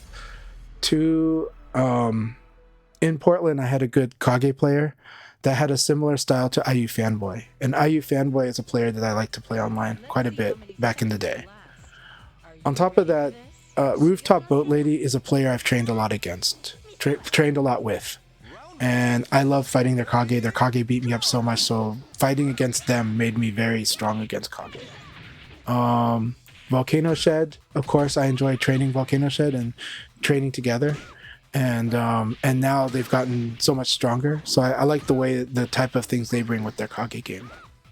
And I fought other Kages as well. I fought Cobratron a lot. Cobratron is a very unique Kage. It's a much more of a playmaker Kage, and I have so much fun fighting both Cobratron. I always try to come up with creative ways to fight each other, and so I've benefited from fighting a lot of Kage. That's why some of the decisions, like in Jumanji, felt really difficult against me, was because I'm kind of used to it, and I also know that generally, if I elbow back right away against Kage, I'm forcing him to have to choose. And I'm forcing him to Sabaki. So this is a very hard thing for Kage to deal with. And then I can adjust the game from there, you know. And evading is pretty strong. But also, if I'm not sure of your timing, then using stuff like dash into evade will help me kind of eventually figure it out, or get a sense of what your timing, what you like to do. Do you like to delay? Do you like to attack right away? You know, are you doing ECD? ECD is actually harder for me to kind of see, and it usually gets beaten anyways already. But yeah, and then of course, I think the downside for you was that the punch parry, when there were times when I did the Sabaki, and because the Sabaki takes so long, it's such a slow move, it just kind of like it went outside of your Sabaki window for the punch parry. So.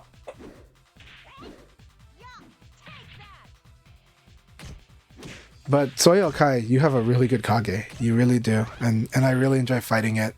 And and I also fight Rushdown Turtle quite a bit, and I love fighting them too, because I feel like both Rushdown Turtle and I have like this. There's a part of us that likes to be creative in a certain way with the game, and like to come up with like approach to attack, like, oh, I want to do this, and I want to try to make this work, and I want to try to make that work. And I think that's given me a lot of insight with Kage, because it gives me a lot of ways to be comfortable in that. But I think we're going to benefit from fighting each other more. So I'm looking forward to training more with you, SoyElKai. You have a very good Kage.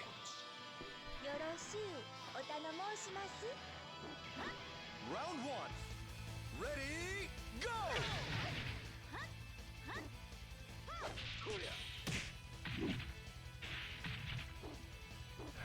That is a good point. So Tsuyayuki, that would be a very nice quality of life upgrade, and I would like it if VF does incorporate Tekken's, like, you know how Tekken has index numbers for the moves, so like on videos you can tell people, hey, set the AI to do move this, move that, move that. I like the way FeedX shows you how to maximize the use of Tekken's training mode. So I do hope some of those upgrades get added to Virtua Fighter 6's training mode. I'm really hoping for a lot. I don't expect Revo to update its training mode, but I do expect VF6 to have a really good training mode, and let's hope. But we'll see. You know, that game is really aimed at a general audience more than it is a core audience. We have to know that. So maybe the training mode won't be as much focus, but I hope it will be. I really, really hope it will be. And I think it's important to understand that since COVID, we have a whole new generation of fighting game players. And I do think they'd be willing to stick with the VF6 if VF6 is both a worthy game, but also if it has a good training mode. Like, that's actually more important now than it was before. And usually I would say training mode doesn't really help the bottom line, doesn't really help make sales, right?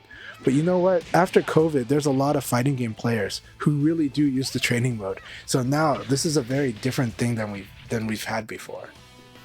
Like a core base that can sustain a game in the fighting game community. Like it's a very new generation, and we're in a new era. It might not be the busiest year for any one game because everybody's playing their favorite game from who knows what year. But there is an opportunity, and VF6 might be able to seize an opportunity, but we'll see. And we'll see what it ultimately does. I'm hopeful, but I do think the opportunity is cool because I think the fighting game community has become very interesting. But then again, who knows what the scene is like in 2 years. A lot of these players might be married, might be at a different phase in life by that point. And so it's true that VF has to focus on becoming a fighting game, like becoming a very big, entertaining game for a lot of people. They're swinging for the fences, so that means that it has to be that group. It has to make up whatever investment it's putting in. It's going to have to kind of be that way. And we'll see if it does. I'm hopeful. I feel like I'm surprised. I'm surprised that I'm talking about this way about Virtua Fighter. I would not have talked about this way about Virtua Fighter like a year ago. I would have said, this is a niche thing. We got to make it good for who we know is going to like it. And we want to make it appealing. But I don't know if Sega is willing to really push so hard to make this like super appealing. And now they're pushing super hard to make this super appealing. So we'll see. We'll see what that ends up as. Round 3. Ready, go! So okay, I gotta read these comments. So yeah, I noticed you mixing between elbow and 2B. I do that. As much as I value the pieces of advice Volcano give me, I really like the fact that I'm the only Kage in the entire continent that's creating your own style. Okay. Well, I think there's many styles of Kage, and I think Cobratron also creates their own style, but I really love your style of Kage. So it is a harder path. Look, I believe that the way that I learned Leon, it wasn't that much studying. It was playing a lot. Right? A lot of my experience is just having fun, trying stuff out. And yes, I watch some videos, but I don't remember and watch as much as I'd like. My memory is not that good. I just play a lot, I try stuff, and then later as I gain more experience, then I watch stuff and it's easier to absorb and go, oh, this is what's going on, this is what I'm missing. So later on, watching and studying helps a lot more. And I'm studying more now too. But I'm studying more now the past 4 years, more than I've ever studied before. But most of my foundation was from a long time ago. So we all have different learning styles, but I teach it more like a textbook because I'm trying to bridge that gap. I'm trying to explain concepts, and I try to think, well, what would be a good way to teach this to this particular person? And this person seems this is what they really like, or this is what gets them moved. Then I try to find that way to teach. So each person I do try to teach different, even if at the end of the day a lot of the concepts I talk about are the same. I am trying to say them a little differently for each audience.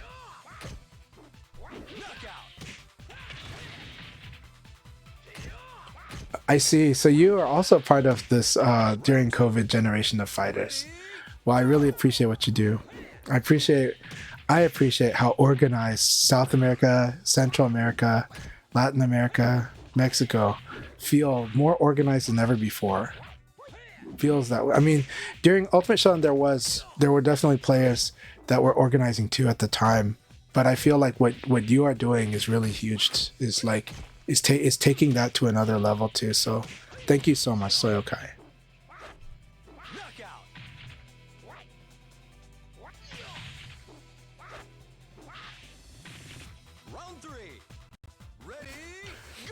Yeah, I think VF is going to have to be flashy in its own way, right?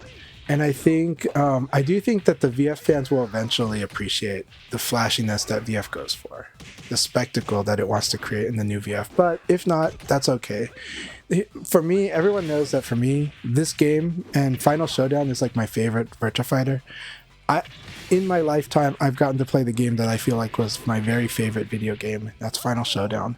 Revo is continuing that. So now that frees me up to say, you know what? They can do whatever they want with VF6, and I'm looking forward to it. I'm excited for it. But if I don't like it, I think other people will also be like me and just turn Final Showdown into the old man game and we'll play that. You know? So, and, you know, because I'm looking at life as, you know, who knows how long we got left. But I'm hoping that the new VF, you know, continues to make me so excited and wanting to play that. And I would love to be part of those that can teach the new VF and can guide people and compete in it. I'm hoping for all those things too. It's just, but you know, I'm in that old man phase of life. I'm like, well, we'll see what it is. And if it's so great, awesome. If it's not so great, I'm going to still enjoy my life, you know? I am so happy that, so Suya Yuki says that story mode is a must. I'm really happy that they are, that they're flexing their story muscles. They're like, they've been showing, each reveal has been like, we're serious about the story. It doesn't mean that we're writing the great American novel. It just means that they're taking story seriously and they want to hook people into this world. They're world building, and I am excited for the world building. Hey Kasano, good to see you. I'm no pushover, sweetie.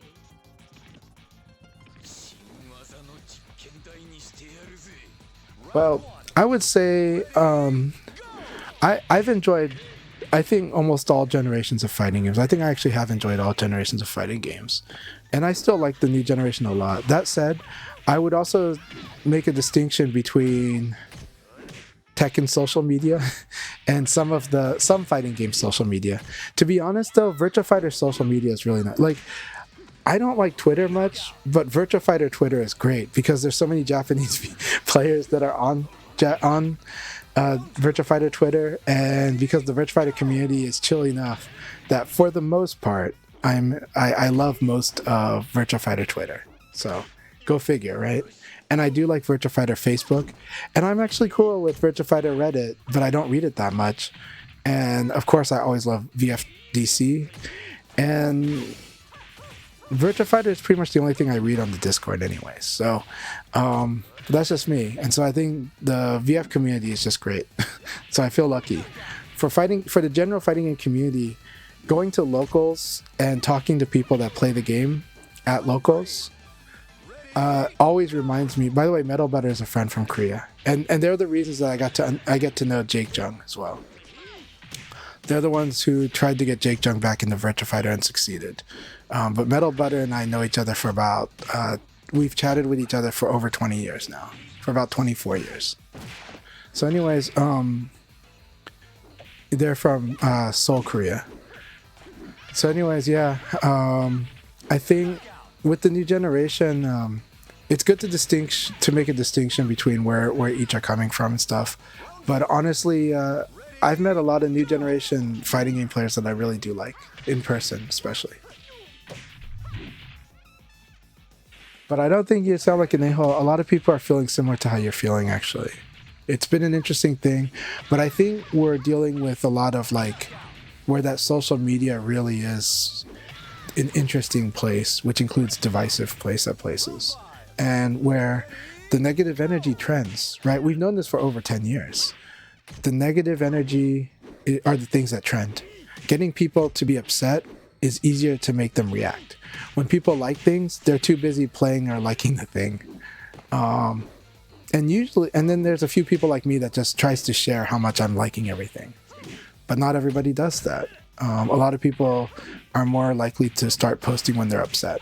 So humans have been hacked through social media, and what comes out is unfortunate and really is too bad. It's sometimes why we cannot have nice things, you know?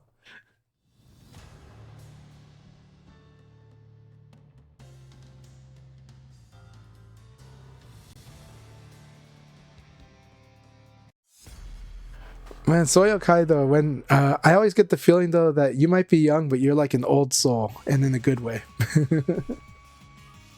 enjoy this, trust me. Ready? I wouldn't mind if the new VF feels a lot like VF4, but I'm not sure. We'll see what it ends up feeling like. You know, the biggest fear is just that it ends up like Def Jam Icon. We're just hoping, please do not make it like Def Jam Icon. You know?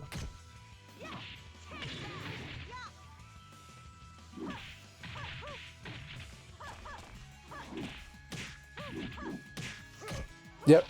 Cruz and I are like both old men. We know which games we like. If the new one's not so great, we know what we're gonna play. So. Round 2. Ready, go!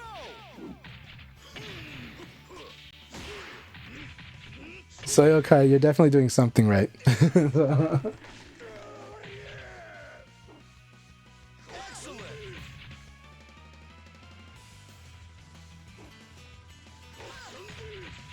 Round 3. Firebird, that is the spirit. Firebird said that they're gonna have to. They know they might have to take some L's, but they're gonna work on the evade dash cancel and the ECD cancel, the evade crouch dash. Yes, work on all those things. It's gonna help you, especially with Aoi. Especially with Aoi. It's gonna be huge. I'm gonna send my kids to bed in a sec here. Ready, go!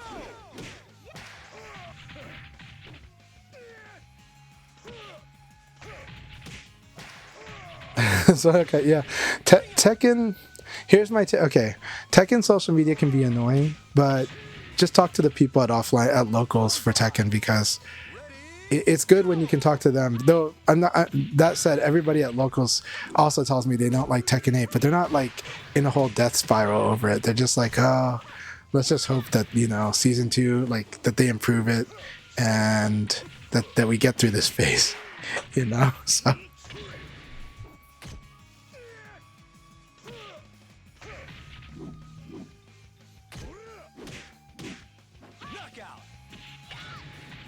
Hell yeah to old souls, SoyElKai, hell yeah. I've got grace and power. You've got I do think that the VF6 storyline is going to be fun. And by the way, so before we go, who do you think Stella is? Do you think it's Sarah with amnesia again? Do you think it's Dural in human form? Do you think it's the child of Sarah Bryant? Do you think Stella is a student that looks like Sarah Bryant? Do you think Stella is a character from a parallel universe? Who do you think Stella is? Let's have it. Ready, go!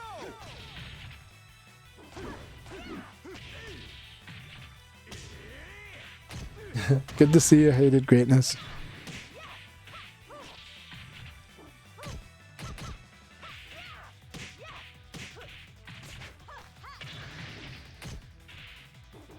Oh, hell yeah. VF5R is fun to play. Cruz, thank you so much for setting up VF5R and VF4 Final Tune for Brooklyn Arcade that time. And thanks for doing it for Jamie Lee Curtis for 20 as well. That's like really awesome of you. And like, I really appreciate it. I had a lot of fun playing with Mold Monkey on VF5R. And I know I don't say like the best things of VF5R, but I do think it's a really cool game. It's just very different, and I was like, man, this is like the cool crazy game, but it's really cool. It's a piece of VF history, and it's a fun one. So if I ever like learn the wall combos on that, I'm gonna have a blast. And then I might start thinking of it like the King of Fighters 11 of the VF series, where King of Fighters 11 is one of the most fun King of Fighters games. It's not your typical King of Fighters, but it is such a cool game. And I know people where that's their favorite King of Fighters, but not many. But I know some people that also just like, everybody I know that plays King of Fighters 11 just has so much fun on that thing. All right, Ray says Stella is the T3001. The handsome baby basically gave us, I've done this too, gave us the Marlon Brando Stella scream. Firebird says it's a J6 Dural clone. Okay, I can totally see that. Similar to the Max Theory. Tsuyoyuki says clearly it's Sarah's sister. And she's pissed at Jackie.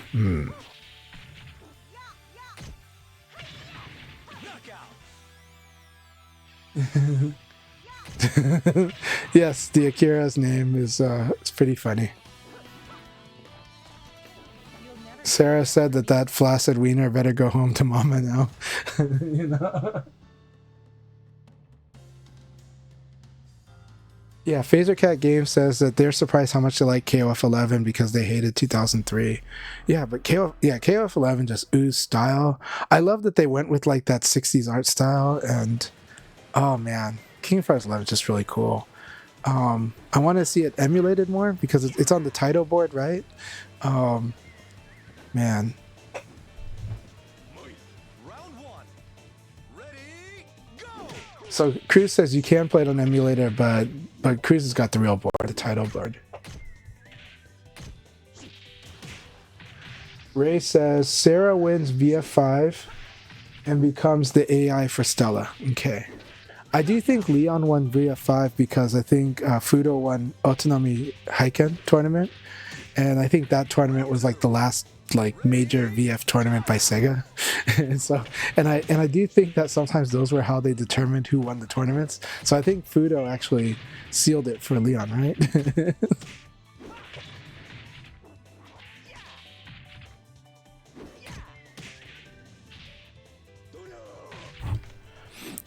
Hey, SoyElKai, well, I didn't know you very well, but it felt like you understood how to organize and generate energy. And so that definitely makes sense to me that you're, one, strong Tekken pro, two, organizer as well. So I just get that energy from you, just from what little I know of you. So keep it up, and thank you for putting your energy in Virtua Fighter. I want to help make it worth it.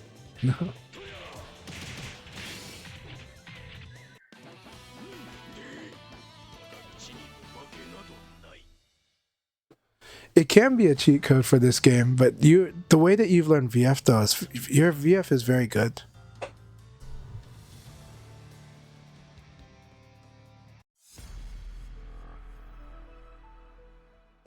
Okay, Atomus Wave board, my bad. So Atomus Wave.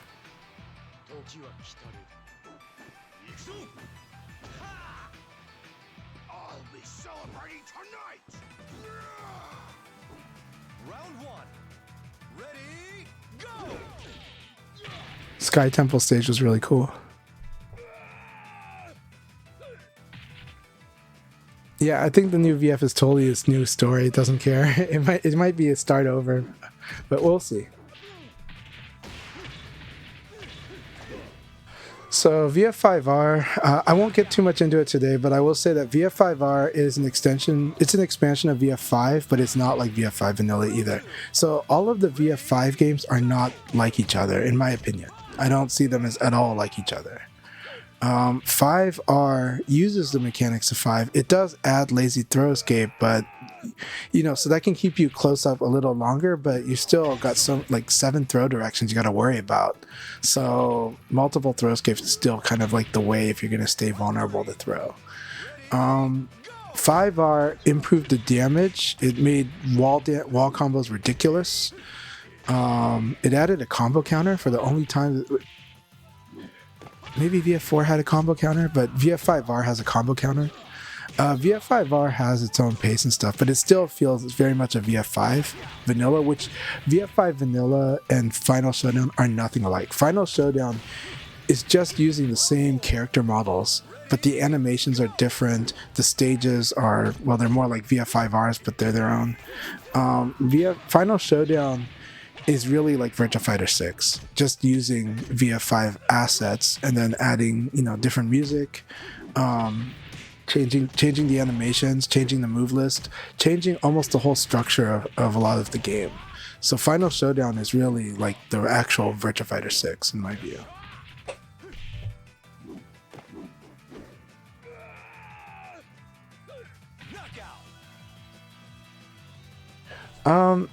Well, VF does have armor attacks, so you know, anything goes. You can still have armor attacks, but like as long as we still have that flow, and as long as it just depends on how things are implemented. Like I'm even okay with meters. Just depends on how it's implemented.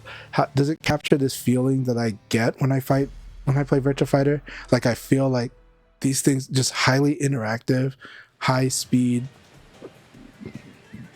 high speed battles where I could guess or I could react, where I think that's what I'm hoping. But if they don't bring it, I will go back to Revo. So.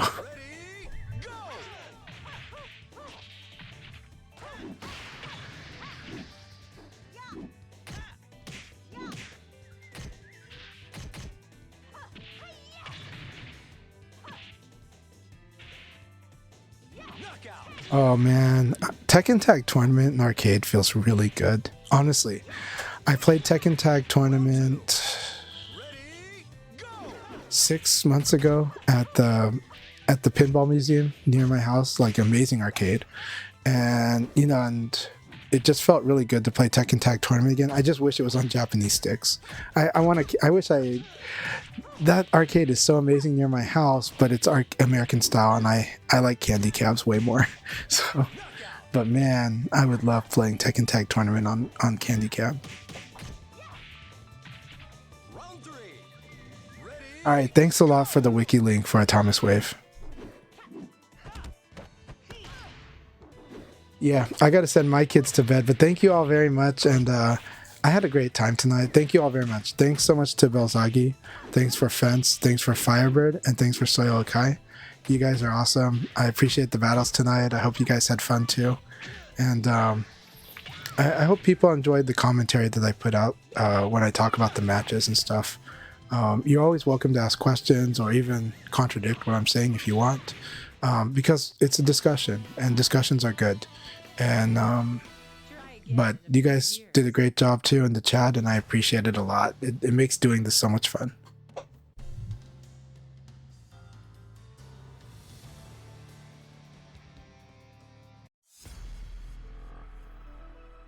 All right, thank you very much, SoyElKai.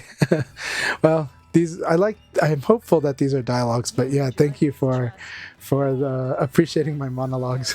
So, but yeah, anytime, always a pleasure. Hey Kusano, yeah, we will definitely train together soon. This kind of came up last second, but I really do want to get that session in with you soon. You have a very nice John, and I want to keep working on it with you. And you've been getting stronger and stronger, but I know it can be harder to feel that. And everyone, this whole generation's getting stronger, so it's like pushing me more and more, and I like it.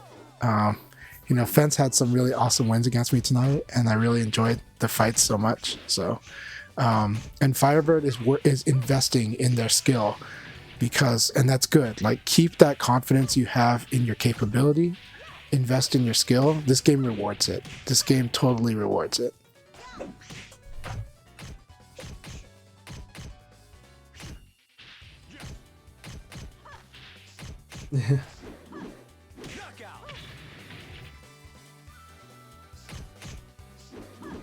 I'm glad to hear that.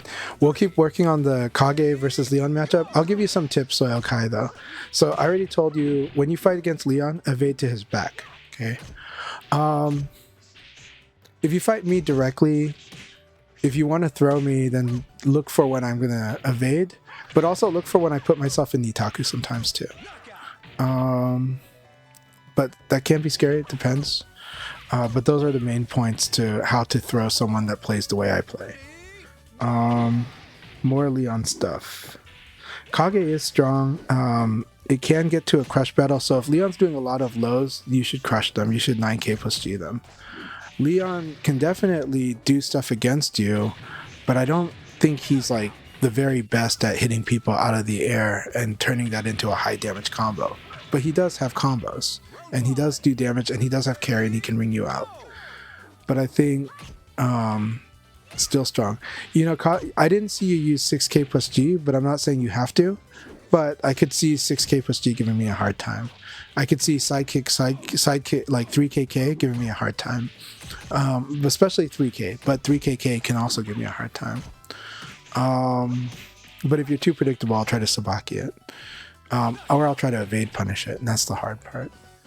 Let's see. Mainly it's the evade to Leon's back, and the way to evade to his back. So why is this hard to do against Leon? Because he switches stances on like a lot of attacks. So staring at his front foot, just stare at his front foot. if you do this for 5 minutes against the AI, the CPU on like level 5, and you just go, you know what, I'm just going to play autopilot. I'm not going to try to win. I'm just going to autopilot fight. Whenever I'm minus, I'm just going to evade to Leon's back. Just do that.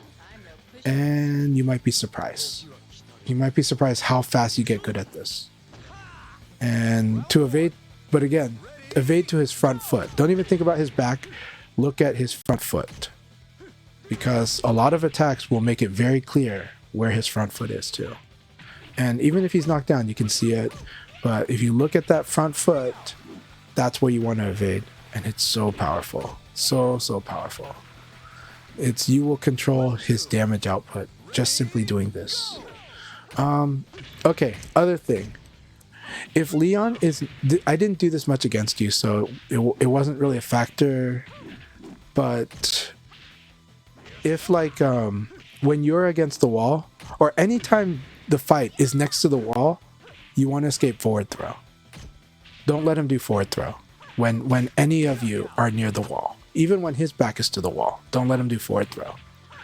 Forward throw is just too good, and so he will go for that, and it can wall combo you, and it can set you up for stagger.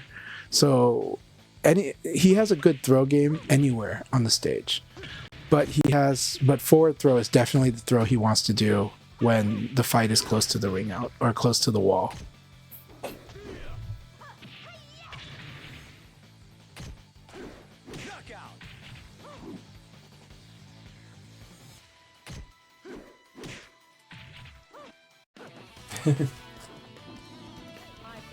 Okay, I have to... Tsurayuki says, okay, I have to ask. What is the simplest way to explain what Nitaku is? Okay. Okay, so Nitaku, simply put, is the character, like, when your opponent is standing and they are -6 or worse. -6, -7, -8, -9. That's Nitaku. You could even say when it's guaranteed range, it's still Nitaku. But anytime they're in a really big disadvantage and they're standing, they are in Nitaku. So what is the big deal about this? The simplest explanation is that they cannot fuzzy guard. What's the big deal about fuzzy guard? The core mix-up of this game is mid and throw. Let's take a step back. Why is the mix-up not mid-low? The reason it's not mid-low in this game, or the reason mid-low is not as strong of a mix-up in this game, is a couple reasons. If a low attack is good, it's either really it's really screwed if it's defended against. If it's guarded or evaded, it's screwed. It's dead.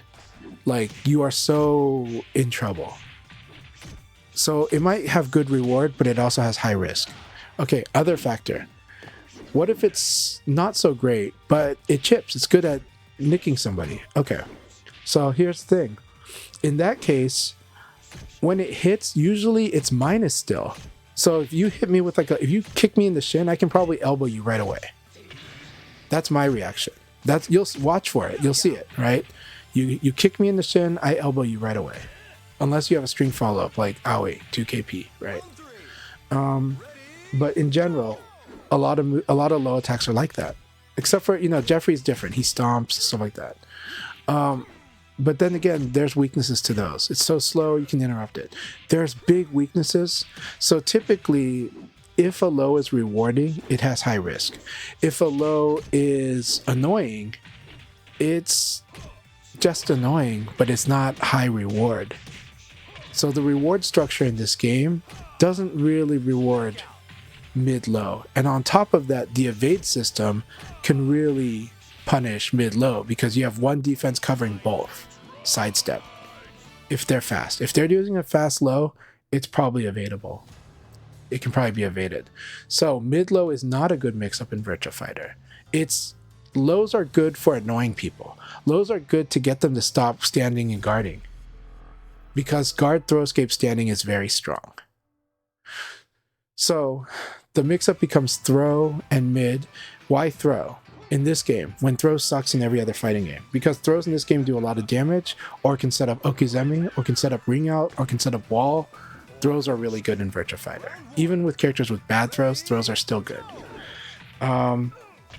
Okay, so how do I throw? Well, throw will beat guarding, and throw will beat sidestepping. And of course, if they whiff or you got block punished, you could still throw. It's guaranteed. They can escape it, but grabbing them is guaranteed. Even if they can escape it, right? They can make the damage 0, but they're not going to hurt you. So throwing and attack are actually the mix-up. When you think of it this way as, okay, if my opponent's really minus, if they attack, my attacks are better because I have advantage. My attacks are better than their attacks. So if I think they're going to attack, I'm going to attack with my advantage and it will win. Especially if it's a mid attack. If my opponent... But, okay, what if my opponent throws? Well, if my opponent throws, attacks beat throw, so I'm going to win. Okay, so now we go to defense. Defense. Okay, if they block me, my mid doesn't want to be blocked. Okay, that's kind of a downside to attack. If they evade, if I did a big attack, I can get evade punished. So defending is how they beat your mid attack. But how do you beat their defending? Throw beats both. Mixing up forcing them to guess whether you're going to attack or whether you're going to throw when you have a lot of advantage is very powerful in this game. So how do you get that? You get that by blocking their attack, because most of the time when you block an attack, they're minus. Most characters only have 3 plus on block moves. They don't have many plus on block moves in this game. There's not many at all. Tekken, there's a lot, actually. This game, not many plus on block. So simply blocking them and then guessing throw or attack is strong. It's really strong. Even when they're not Nitaku, it's still strong. Because if they attack, if they attacked, your attack would have won. And you just have to think of it like that. You're like, oh, I did the throw, but they attacked. Oh, but attack would have won. Okay, I attacked, but they sidestepped. Oh, throw would have won. If I did it instead of the attack, not delayed, not like, oh, I think I'm gonna throw now. No, more like, okay, I blocked their sidekick and then I attacked, but they evaded. Okay, then it means that if I blocked their sidekick and threw right away, throw would have won, because throw beats evade. And they have to guess the correct throw escape direction if they want to avoid that when they chose to evade. Same thing with guard. So throwing is quite strong. And as a beginner and as a developing player, you want to get good at throwing. Honestly, you want to actually sacrifice some of your games just trying so hard to throw people and understanding how to do it, when to do it. But the thing is, when you fight beginners, they tend to mash, and that's why you don't do it against beginners. But once you start fighting people that actually guard or evade, you want to start throwing a lot. You want to get a feel for it. You want to make them, by doing this, you make your opponent scared to guard. You make your opponent scared to evade. Even if they're hitting you, they're getting more and more scared. Oh, they're getting more and more encouraged to attack. And when they get encouraged to attack, that's when you can launch the crap out of them.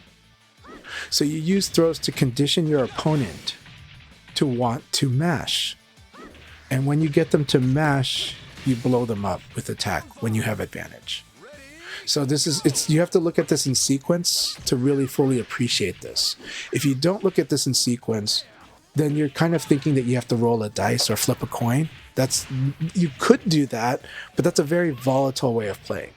You should, when you have a lot of health, you can afford to eat some damage when you throw. So you can try to throw again, and at some point they're like, I just gotta mash this idiot. And then, boom, you've got them.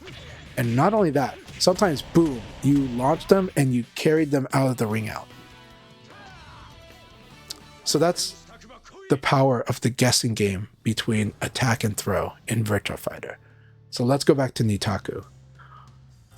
When your opponent is -5, or -4, or -3, or -2, or -1, or in the neutral, technically, they could crouch under your throw because your throws are faster than your attacks.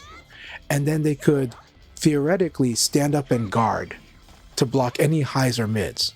And remember we talked about those lows, but what's the thing about the lows? It's just chipped. Like, they kicked my shin, I elbow them back, right? So the low I'm not worried about too much. Fuzzy guard becomes this is what fuzzy guard is. Fuzzy guard is, I'm going to duck under the throw.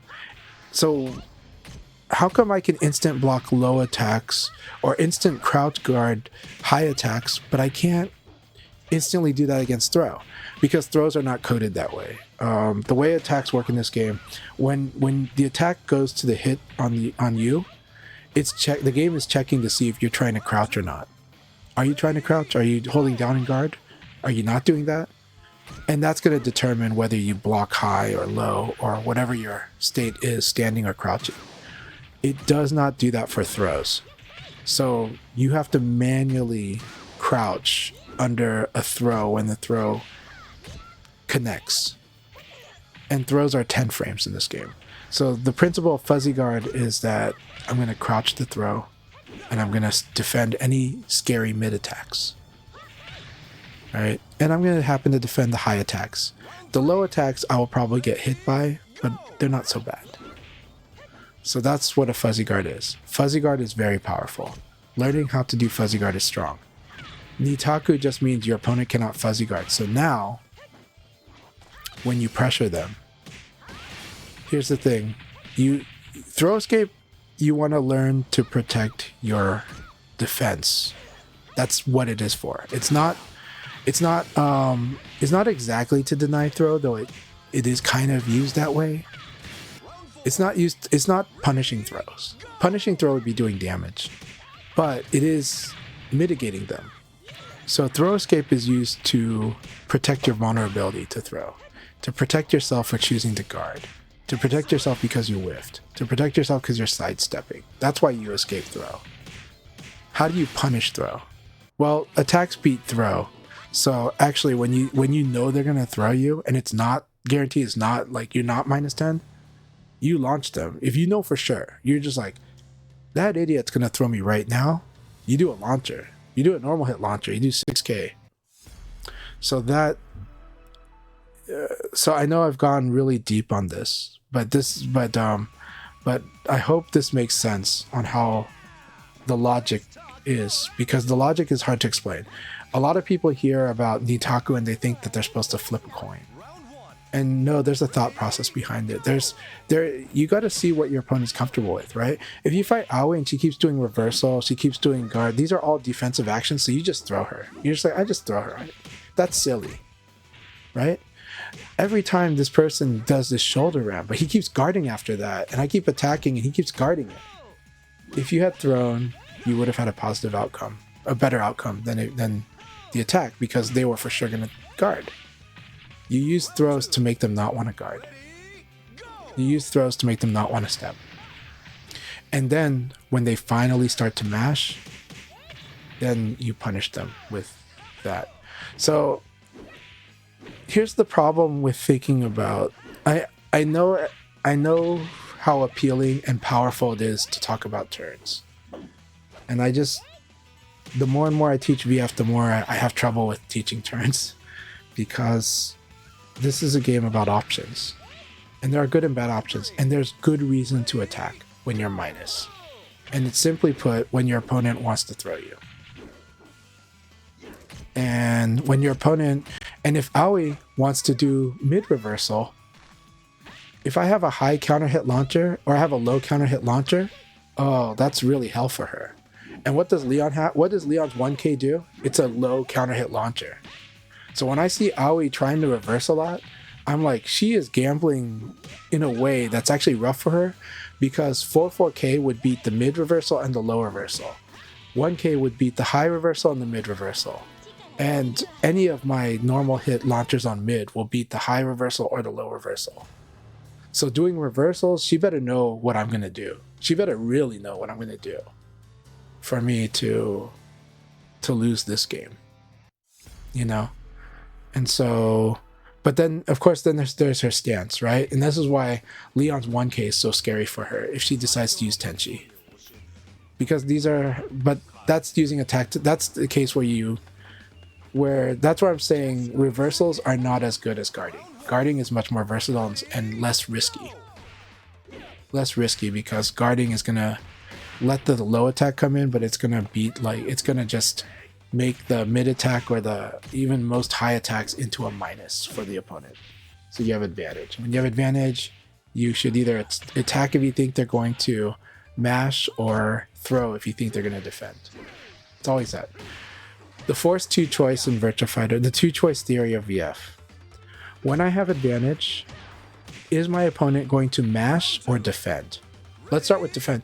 Is my opponent going to defend, or are they going to mash? This makes more sense to people, and this goes into the turns paradigm. So if I think they're going to mash, I should attack because I'm plus. Because when I'm plus, my attacks are better than theirs. If I think they're going to defend, I should throw. That's it. Let's put it the other way. My opponent is at advantage. I'm at a disadvantage. So now we change this question. Is my opponent going to attack me, or are they going to throw me? If they're going to attack me, I should definitely defend. If they're going to throw me, I should attack. That's how you play rock, paper. This is the basics of rock, paper, scissors. This is how VF works. This is how this game, specifically Final Showdown, really, really works. And this is kind of the decision matrix, but there are ways to hack these mix-ups, right? Fuzzy guard beats throw and mid. Okay, so the skill check is if your opponent can do fuzzy guard or not. And if they can do fuzzy guard, then you're going to need to know when you have Nitaku so that you can really force this very basic guess against them and make it work for you. But if you but we've also talked about before, like if your opponent is better at guessing than you, then well, you should get better at guessing. One, like in this game, you need to be sufficiently good at guessing, but at the higher levels, you do have to make strategic decisions based on if you think your opponent's guessing better today or you are guessing better today. But that changes on the fly too, because sometimes they get really predictable. Or if you can find the moments where they're predictable, then it's no longer a guess, it's a read. So, but then there are ways to play this game without having to guess so much. That's doing fuzzy guard, doing good defense like guard throw escape, knowing excellent places to use ECD. All these techniques can help you play with less guessing and more, let's watch them fail at their offense, and then let's see if I can kind of make something out of the advantage I do get from it. But this game though, the guess game, the forced guess game, is so strong that every player should get good at it at some point.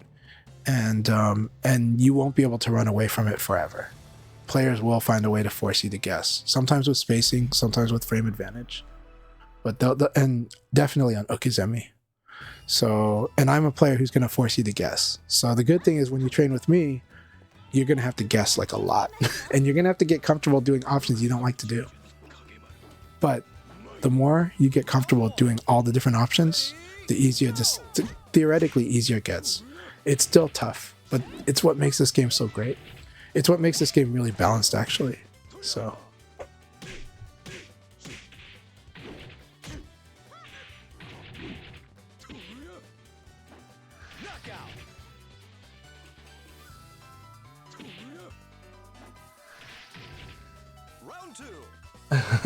Well, Tsuya Yuki, I really appreciate it, and you know that I enjoy chatting with you all the time. I know you have your own way of expressing things, and sometimes it goes differently with different people. But with me, we've always had a really good conversation. So, I thank you. So.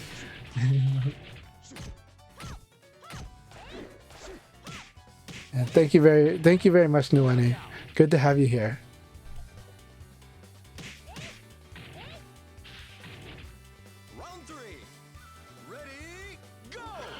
Aoi, well, because we were playing with Aoi, Aoi is strong, but she requires a lot of skill. Silent Hill right now, look at these two amazing players. Play Silent Hill is also known as Genesis Frenzy, and they're a newer generation player. Rooftop Boat Lady is a player who's been playing since they were a kid, and they are young actually, but they are very strong, and their Kage is arguably the best in North America. But I love watching these two players play. I love playing with both of them a lot. Genesis Frenzy has become so strong in recent years, and I always love fighting them. So, yeah. But Aoi is a very technical character. Now, I would say that before Revo launched, but 2.00, which was the period from December and January, Aoi was ridiculously strong. She is still strong, but she's back on being a more technical character right now. And so I think an Aoi player has to be pretty mindful to play with her, to be honest. I think they need to understand a lot about VF, but I think she's so much fun to play. I honestly think she's one of the most fun characters to play, but I do think she's difficult to just rack up wins with. She's very difficult to rack up wins with, but when you get good with her, she can totally win against anyone. She's a very strong character, but more on the higher level and intermediate too. It's just that she just doesn't have it easy like a lot of other characters, but she still has great paths to winning, and I think she's an awesome character.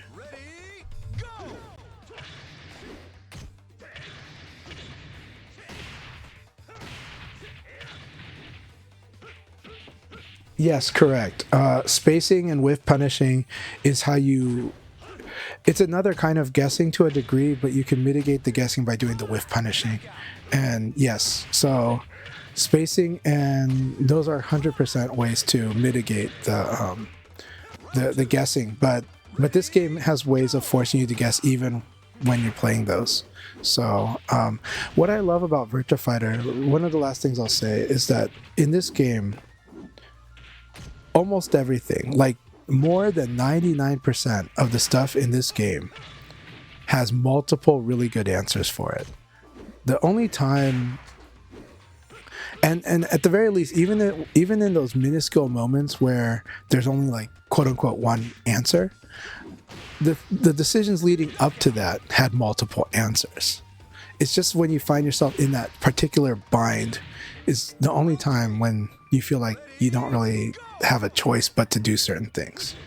That's like when Akira does certain okizeme and he does quarter circle back like punch, like the two-hand palm coming down, that has a lot of damage and a lot of hit frames, and he has ways to set it up so that you pretty much, if you did tech roll, if you stayed down you're fine, but if you did tech roll you need to guard and you need to understand that he's going to be plus, and there's nothing guaranteed there, but that's the only time. But that's like the rare case where that was like the only option, right?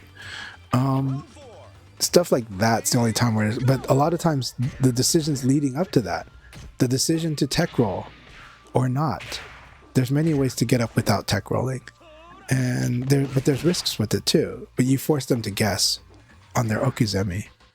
So in this game, almost everything, pretty much everything has multiple good answers to it, and I love that.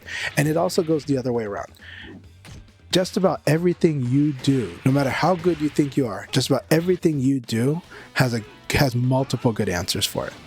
You are not immune to this. It means that in this game, it's always very dynamic, and it's always very interesting to see different styles of players solve the same problem in different ways, and different opponents presenting you the same problem in very different ways that have completely changed the way you have to think about the fight. And I just love how dynamic this game is because of that. I think it's just so fun. And other people say, isn't that true for other fighters? And I'm like, it's hard for me to say it is. It's hard for me to say that because when I play other fighters, it's like, yeah, this is what you got to do. You just got to do this. That's why when people teach fundamentals in other games, it's about the things, making sure your opponent can't do shit.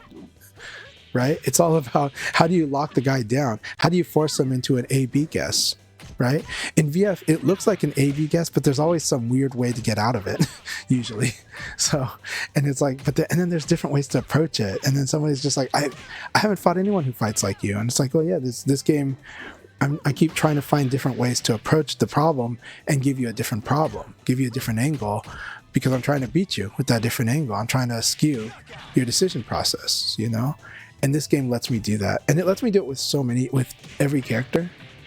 So that's what's special about Virtua Fighter for me. And it sounds so arrogant. It does sound arrogant though when we say it like this, because it's like we're saying, here's this wonderful thing this game does and the other games don't do it. They do it. Just different degrees. And a lot of people like the feeling of locking down someone else. That's a powerful feeling. That is the power fantasy. It's like, right? That's what Tekken is really good at, making you feel that. Tekken is just like, nah, you can't get out of this unless you do this. You gotta block. You gotta block. You gotta block. Right? Like, that's how Tekken's trying to make you feel, right? And it's like, you're stupid because you didn't try to block, you know. So for a VF player, it's kind of like, well, okay, it feels like Tekken just says you can't do shit. Like, you shouldn't have done anything because it was risky, I guess. But there are guessing games, and it does go beyond. But Tekken reins it in really fast. If you go too far off the reservation in Tekken, you will get blown up. A lot of times in a lot of Tekken games, you will get blown up, but there is creativity in the classic Tekken, right? And about how you do that. How do you play this neutral so the guy finally like thinks that you overextended but you didn't, right? And that's what I think a lot of Tekken players love. VF, it does that okay. Does that part okay. Not as good as Tekken, right? But VF does a lot of these options all over the place things at all the different ranges too. And VF encourages you to fight closer up, because in VF, the closer you are to your opponent, the more options you have on offense and the more options they have on defense.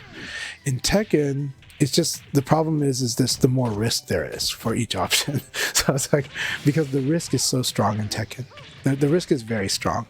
So if you make a mistake, you're kind of dead in a lot of ways in Tekken. But there is still really good guessing games. I'm not denying that. But I feel like in VF, you get to really be creative going in and out of fights, in my opinion.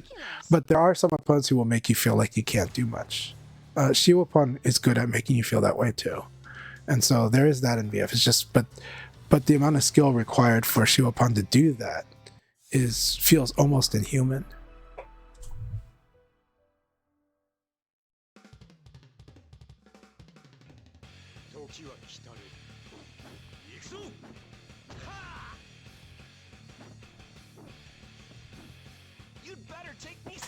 Yeah, so Kusano definitely, we'll end it on my advice that I gave, right? One of my biggest advice to beginners in Virtual Fighter is to just, when you get hit, be numb to it. Just don't let it upset you. Just be like, oh, I got hit, so that means there's my life bar. And, oh, I'm plus because I got hit. That actually is a thing in this game. There's actually quite a bit of minus on hit. Now, if you play Akira, you won't see it. But for a lot of other characters, there's a lot of minus on hit. So, and that, it's like, why do fights go back and forth in VF? This is one of the reasons.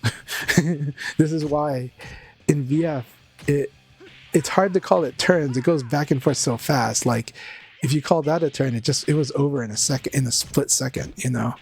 But I don't call it turns. I just call it options, because you can crush unless they go mid, but you can back, it's just decisions. Now, if they always did a mid attack when they have advantage, then that's the closest you have to a turn. If they always do fuzzy guard, but even then, low attack will beat fuzzy guard, delay throw will beat fuzzy guard, low throw will beat fuzzy guard, guard break will beat fuzzy guard. So, but making your opponent narrow their options down to those is why fuzzy guard's so good. And you can take some of those hits on the way, and then you're like, well, now you feel you've got to beat my fuzzy guard, so now I can punish what you're doing, so this game has a lot of that. It's great.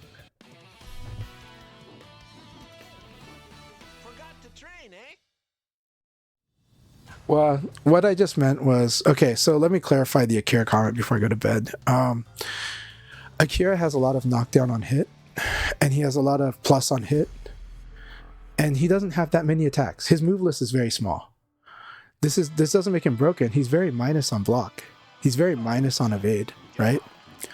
But what I meant to say was that when you play other characters, you're using a lot of strings, and you're going to realize that after you do certain stuff, you're pretty minus. Not hugely minus, just a little minus. And so if you were to think of it like turns, well, your opponent could just elbow right away. And there's nothing wrong with Akira not seeing this.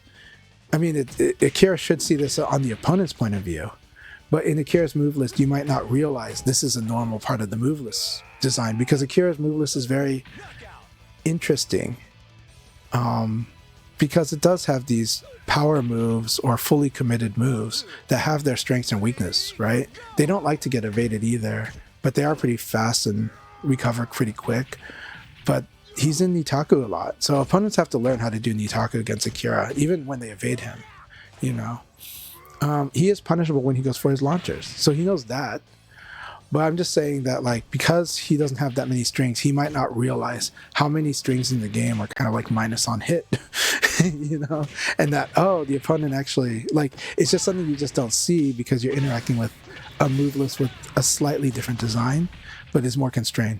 Akira is like a narrow spear. You're going to master the art of the spear with Akira, but the art of the sword is just a little different, you know?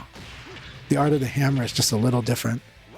And so with Akira, with each character, there are these kind of blind spots, right? Leon, if you play Leon, you might not value how being able to, like, oh, they whiffed and I 6K, right? Leon doesn't do that. And so, you know, you play as Jeffrey and you wonder why people evade so much, right? But then if you play Leon, it makes sense why Leon wants to evade so much. Because he'll get much higher damage output if he does, and he gets win conditions more if he does, you know. But the Jeffrey player is so good at, actually can be really good at punishing evade, that like he might be curious, like, why does Leon evade so much? That makes no sense. It's all about, you know, if you play other characters, you can start to possibly see different point of views and where the design of the character kind of influenced the way you're looking at general broad options and design choices.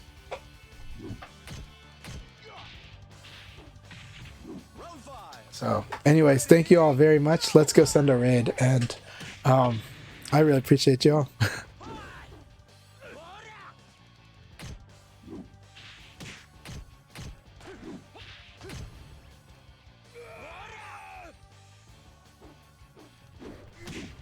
Alright, hell yeah. Let's go ahead and raid Hated Greatness. They've always supported my channel, so I want to support their channel too.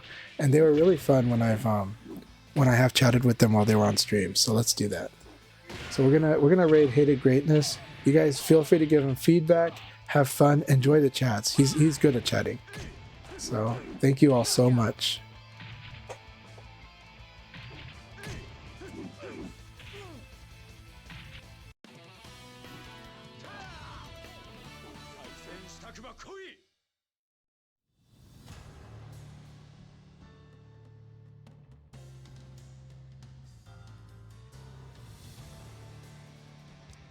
All right, I'm going to send the raid now. You all have a good one. Take care. I'm going to have fun in Seattle, but I'm going to miss you all very much. But hopefully I'll get to be playing VF more, but I have to focus on some stuff. I'm currently looking at a career change right now, so we'll see how things go. Wish me luck. But I'm working on that for the next, I think I'm going to be working on that all of this month. So all of September, all of June, and end of May. So hopefully by the end of June I can get something, but we'll see. But it's kind of time for me to take the next step in my career.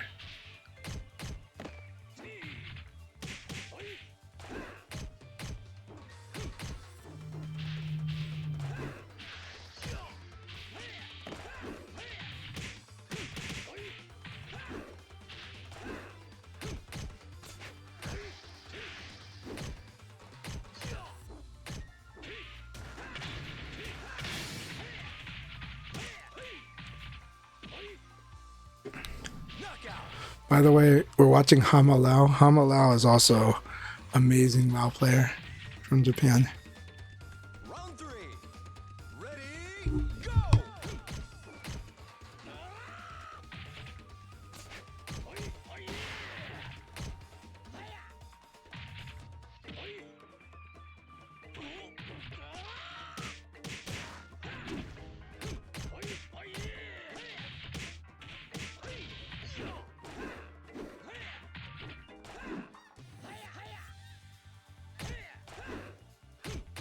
Knockout!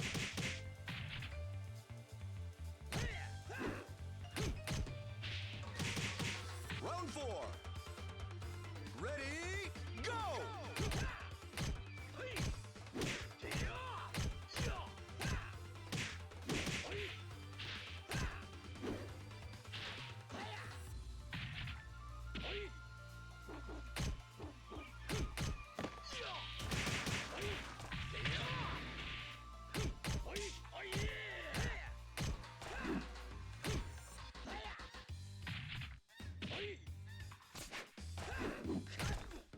Knockout.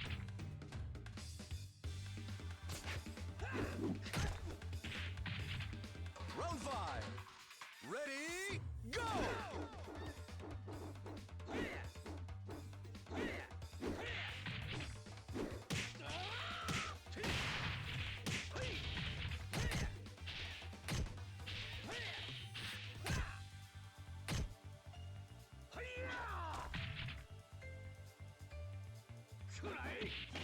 Knockout.